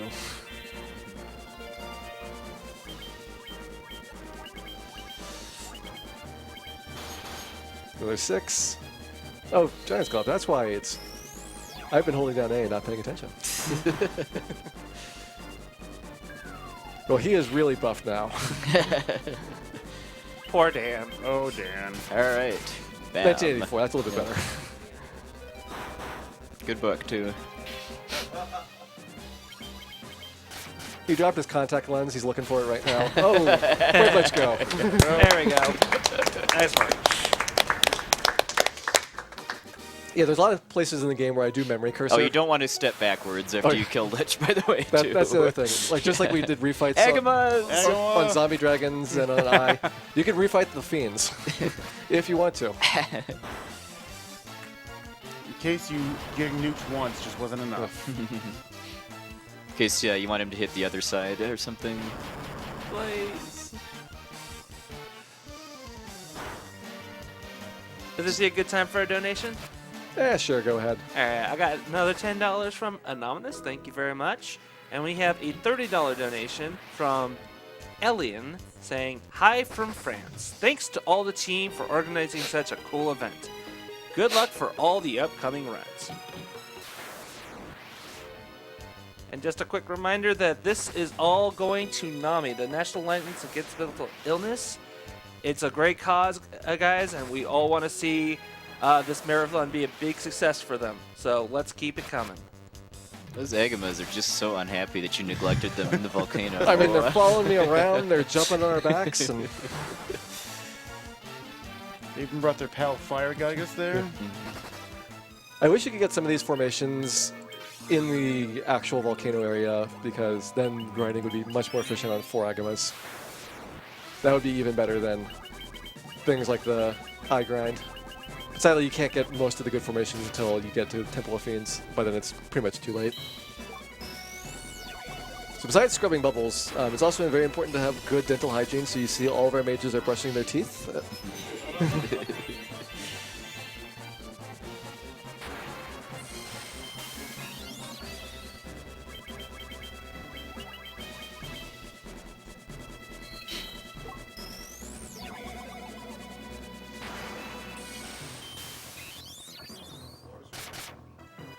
We've been polishing this floor. It's a very nice floor. Like, look, that white mage is making sure that floor is absolutely clean. Immaculate. I want to be able to eat off that floor. Well, brush your teeth.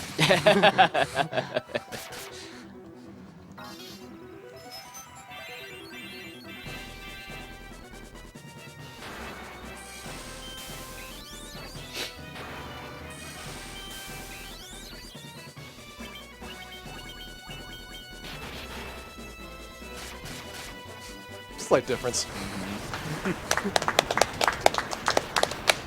They both have the number 5 somewhere in their damage totals. Again, don't back up.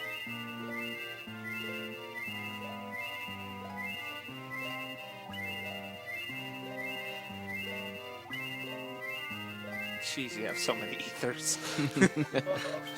They're so cheap. Yeah, they cost the same as high potions in this game. Not so in like FF4. For FF4, you don't really have money problems in that game either. No, no.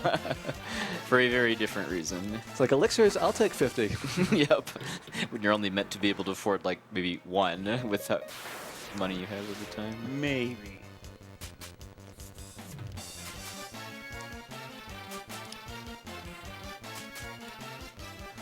Those trolls still looking for some aspirin.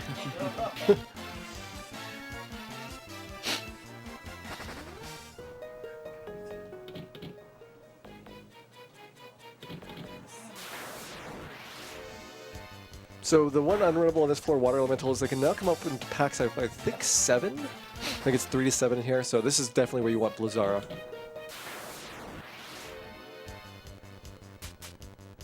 Before it was just kind of convenience because they'd only be at most 3 of them at a time. And they are very, very difficult to hit since they've got good evade.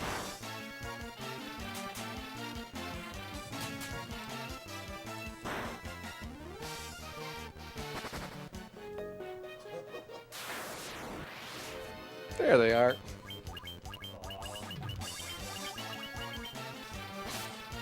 I knew I couldn't get through one run without seeing these guys. You're using the ice spell on them? Yep, they are weak to ice. Them, Kaizakus, and a couple of enemies in the river area are. Everything else aquatic is weak to thunder instead. Huh. Well, you are kind of freezing them into ice cubes after all.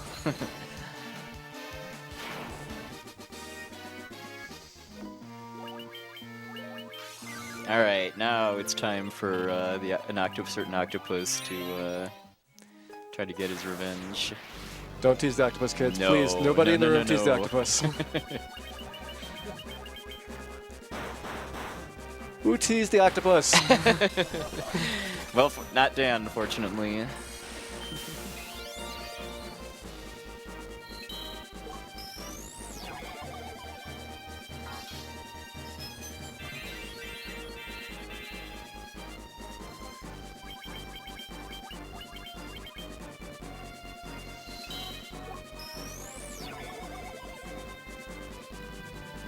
So this is his best attack overall. It gives you darkness, which actually does something in this game. Unlike the earlier version, which was bugged, one of the only bugs that you would find. You get a reduction in your accuracy in addition to the cool sunglasses. It's a relatively minor effect, though.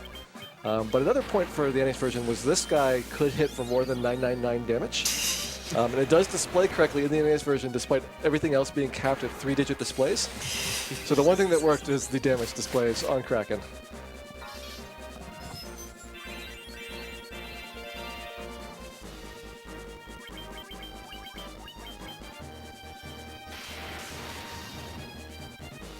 But yeah, it's Kraken's physical attack is by far most dangerous. 5, move. 6, are we getting to 7? No, 1988.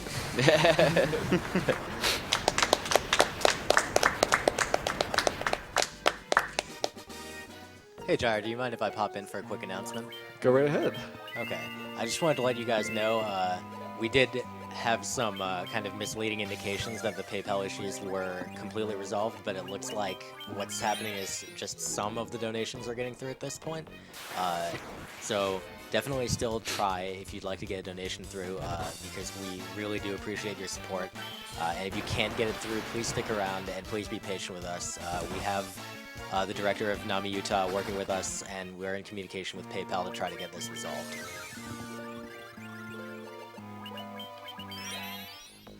Yeah, there's a decent sword on this floor, but you guys have paid me not to get that.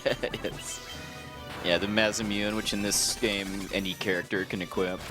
So it was kind of debatable for me if I wanted like a fighter to equip it, so that my strongest sword user, or my white mage, so that she'd have something to do when she's not casting healing spells. And I always put it on the white mage, and it's like, that was maybe not the best of ideas. Like when you get to Chaos in the NES version, it's just a damage race, so you want to have all of your buffs hasted fighter with Mazimune, hopefully doing as much damage as he can before he does Cure 4. Or Nuke. Or both. Or both, yeah. Yes. We almost saw last year. Yes. Thankfully did not. I still think I would have survived it. I'm glad we didn't have to put that to the test, though. Only a 30-minute time loss if it goes wrong. Yes.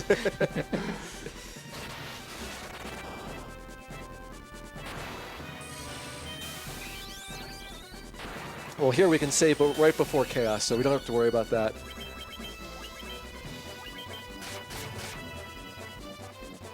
Okay, this could kill for it. Yeah, nap time. It's been a very long game. Dan forgot his gas mask.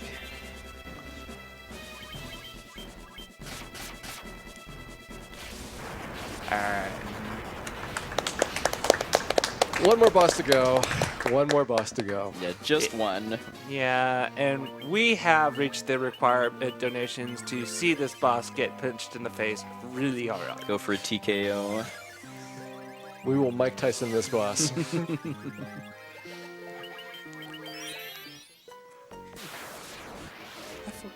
I still feel so bad that we're calling my friend for Dan all the time.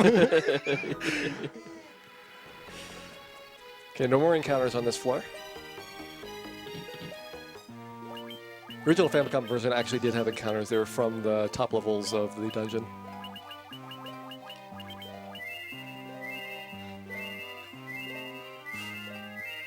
Couple ethers. Don't want to run out of MP, even though we will during the fight.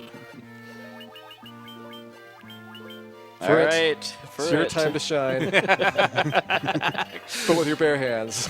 Go get him!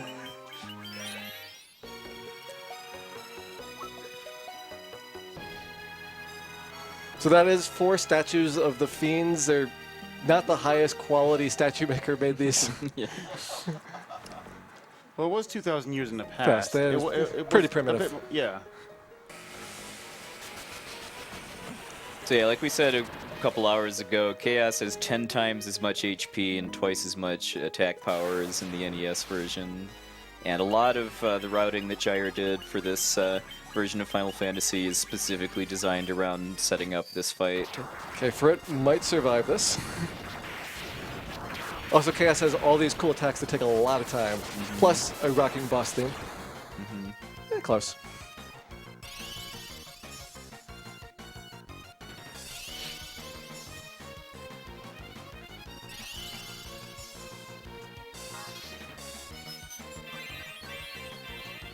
So those Giant's tonics give him an extra 200 max HP, which just makes if Chaos does AoE attacks multiple turns in a row, it makes it more likely that he'll be able to survive. Well, some of us will survive. Yeah, yes. I don't know about Dan for it. I'm hopeful. Come on, come on, come on! Oh! Oh! Gotta believe! It's the Danimal. Yes.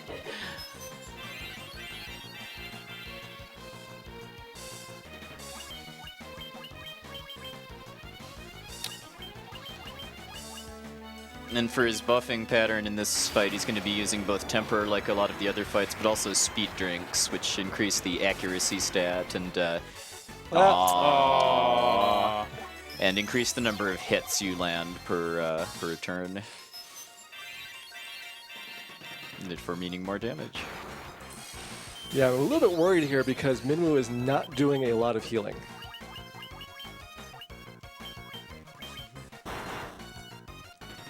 So normally it's in the high 200s, so hopefully we don't run into problems with this.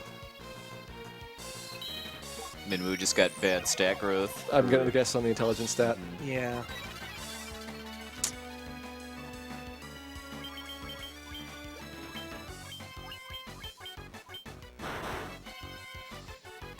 Has Chaos used any spells yet? I think I've only seen specials. Specials and physical attacks. Punches so far. With this, I'm going to pretty much have caught up with my healing, so we're in a little bit of a better spot. This fight is just so different every run, too, as far as just what he does. Actually, let me heal the White Mage. Okay, there's Blizzaga. Now we're going to be caught up with our healing after this. I mean, his spells, that his damage-dealing spells overall are a little weaker than his elemental specials, but every time he casts his spells in a fixed order, and when he gets to his fourth spell, it's going to be Curaga, which unfortunately doesn't heal him completely to full like it does in the NES version, but because it's capped at 99.99, but that's still a lot. That does extend the fight fairly significantly if he does it. And if he gets to 8 spells, then it'll be Nuke. Which, fortunately, because of the giant strengths, isn't like a deal breaker if he does it. Yeah, Earthquake would have killed for it possibly. This is Earth-based instant death, but you know he's already taken a nap, so he didn't feel it. He was staring down the abyss. It's like, what's going on down there? Okay, let's see where we are on our fighter.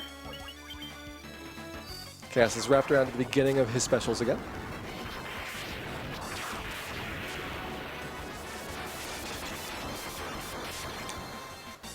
That's a long animation. It's a long fight. Yes. All right. Yes. We need more, though. We need Yes. more. There's plenty more where that came from. Hit him hard. So this is eventually going to increase his attacks per round. Yeah, we did not want him to do that on the fighter, too. Yeah. Cause One of the reasons I moved him to the back, in addition to getting him out of the way for Chaos's physical attacks, is slow rough. Okay, White Mage out of MP here, so we're going to Elixir her.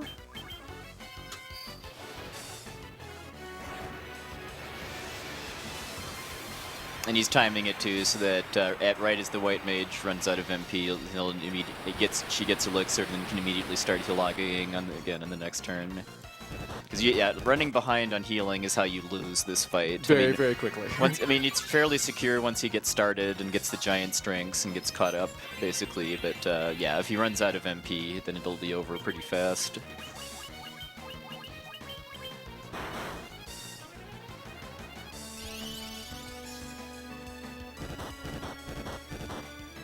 $18 hits. Nice punch. Hit it very hard.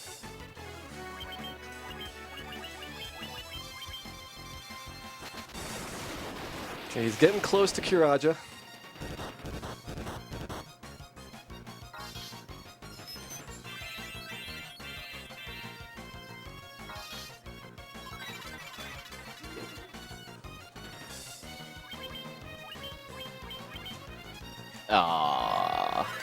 So I think I think he's at full now. Pretty much. So, So let's say 20, 18,000 left to go.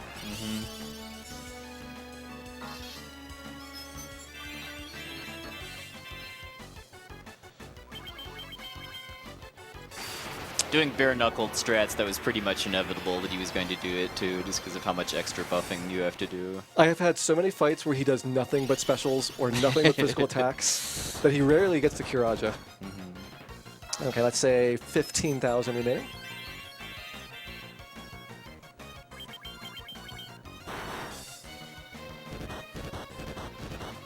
$12,000.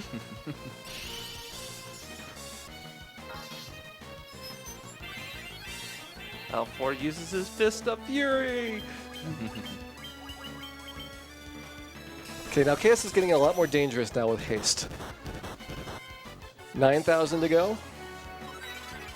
So his physical attacks are going to be even more deadly. See that he's already doing like half of our HP.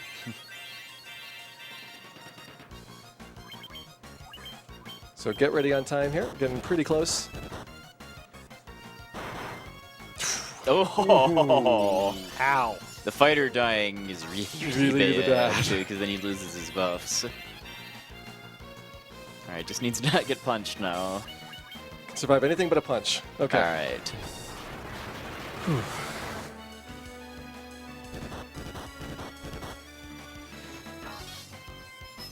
Need, I think, one more hit.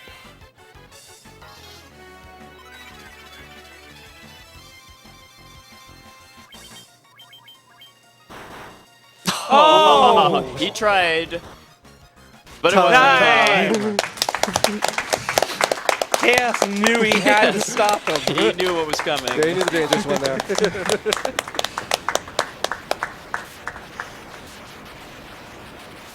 So, you know, trolled a little bit early game, but that's how the fights tend to go. I actually have the typical playthrough.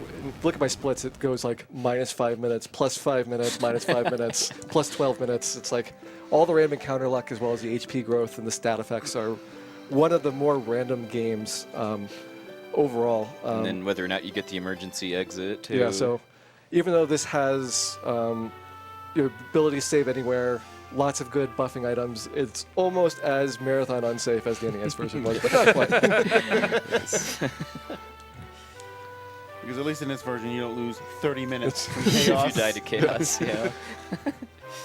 Kraken 2 is the one I really worried about for the NES one. Until I had a good strategy on him, he'd actually killed me more times than Chaos had. Because he just needs to get 2 physical attacks in on the red mages. Well, are you ready to set up for our next game? Yeah, and that next game is going to be Phantasy Star 4 on the Mega Drive. Okay, Religion is telling me we Genesis. should enjoy the ending credits thoroughly.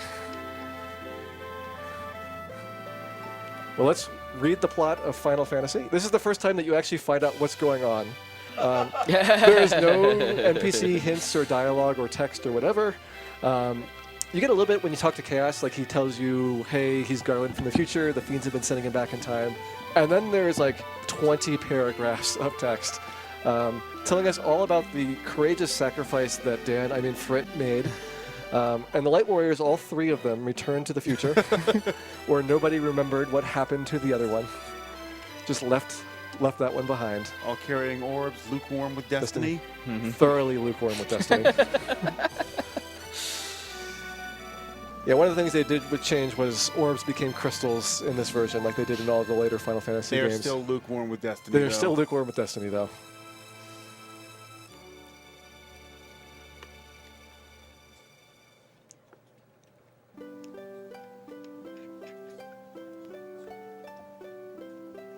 Garland waiting for a rematch. I think we can take him with a Giant's Glove. And Now- your fists. I might even let the White Mage do it. This really was inspired by D&D. You class changed right at the final boss. Yeah. Yeah, we took a couple of levels of Monk. And without the incentive to do the no weapons, I can typically get Chaos down before the White Mage runs out of MP. You get a little bit of a starting advantage for your tempers, as well as a big advantage in terms of accuracy. So it cuts out like 3 or so rounds of buffs. And just as you get further into the further fights, Chaos gets a lot more unpredictable, as well as once he gets that haste off, his physical attacks go from being okay-ish to being incredibly deadly. I'm glad I put the extra speed drink on the fighter. I don't normally do that. So he'd only have like 600 and some HP, which is about as much as damage as Chaos will do with a single hit. Well, considering it brought him under 200 HP. Yeah. I was surprised that Dan got a Giant's Tonic, too. He had more than 350. If he doesn't, I just go for the haste to start. It's like, at least do something. He tried so hard. And Chaos has got enough agility that very rarely do you go before he does. So that red mage is just completely out of luck. Same thing with the white mage. One of the things I time it on is having the white mage go last in the round. She's got the worst agility of the party. So normally the damage will happen, then the heal will get us back up to full. And I could decide if I want to do like Curaga with the red mage. Maybe if I stopped and got an extra elixir or X potion or something like that, I could have another backup on there. So you've got ways of kind of making sure that the fight is a little bit recoverable back into a good spot. But this is how it typically works out, and I was just hoping it wasn't going to be the marathon luck.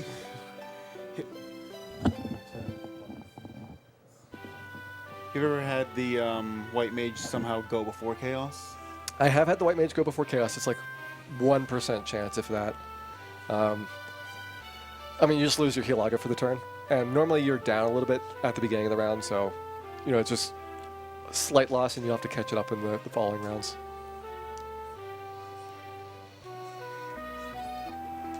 Yeah, but I was disappointed no War Mechs. Sorry, Poexel, sorry, Voyager. War mech. You guys War didn't mech. believe enough. War mech. No. We really want to work. We may The see, chat really I know we wanted may one see Cyan named Warmech Yeah. at least, if that holds up. He may see many things That's named a War mech now. That is a $50 stand right now for Warmech as Scion. So I think we can name other things in the remainder of the marathon Warmech to satisfy us, not Yes. having seen Warmech in this round. I have never gotten War Mech. Even in like a casual playthrough? Or? When I go deliberately in like the dungeons where you can actually fight them as a regular enemy, yes, but never there. And all the encounters are out of 64 for the Divisor, and War Mech's not even the rarest, which is the 1 in 64 encounter. He's actually more than 1 in 64. So I fought more than 64 speedruns through here, and still no War Mechs.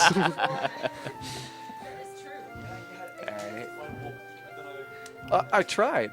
We were going around. I did stutter stepping in case it increases the encounter rate.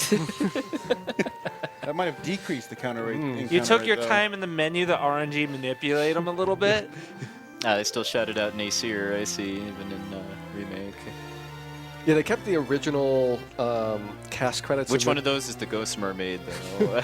The one on the dock in the blue dress.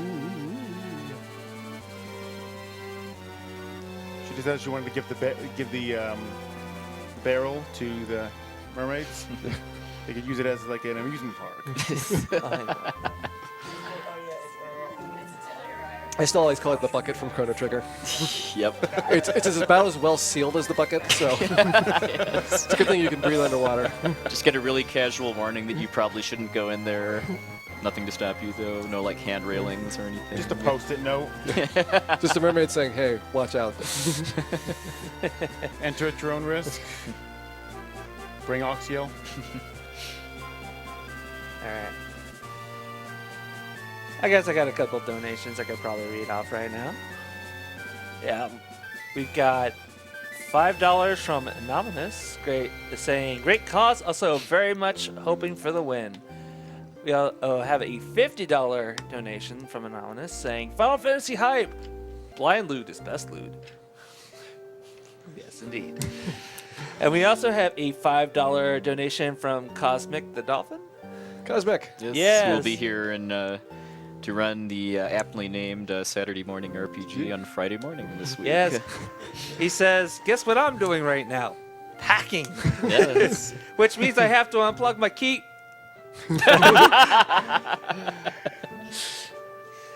We also have a $3.53 donation from Anonymous. And an additional $20 donation from Anonymous saying, gotta meet that Quest for Glory 1 EGA goal. Thank you very much. And lastly, we have a $5 donation from Fryleo. Sorry, that's a hard one for me. Much love from a bipolar French girl. It's thanks to people like you that I can hope someday living with mental illness becomes even easier. Indeed.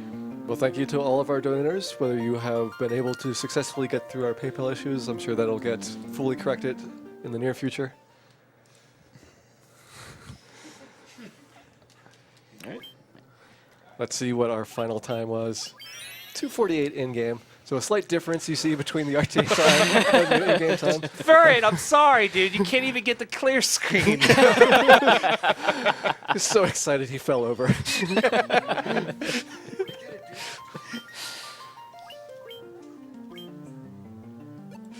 Well, Yep. we're good? Okay. All right. Let's get on to the next runner.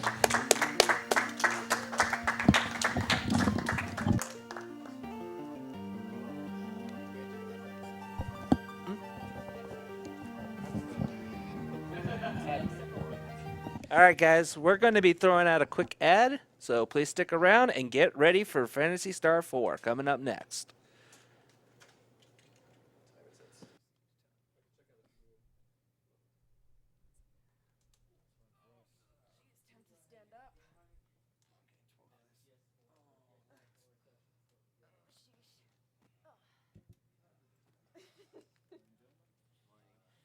Universal standing up for a long run.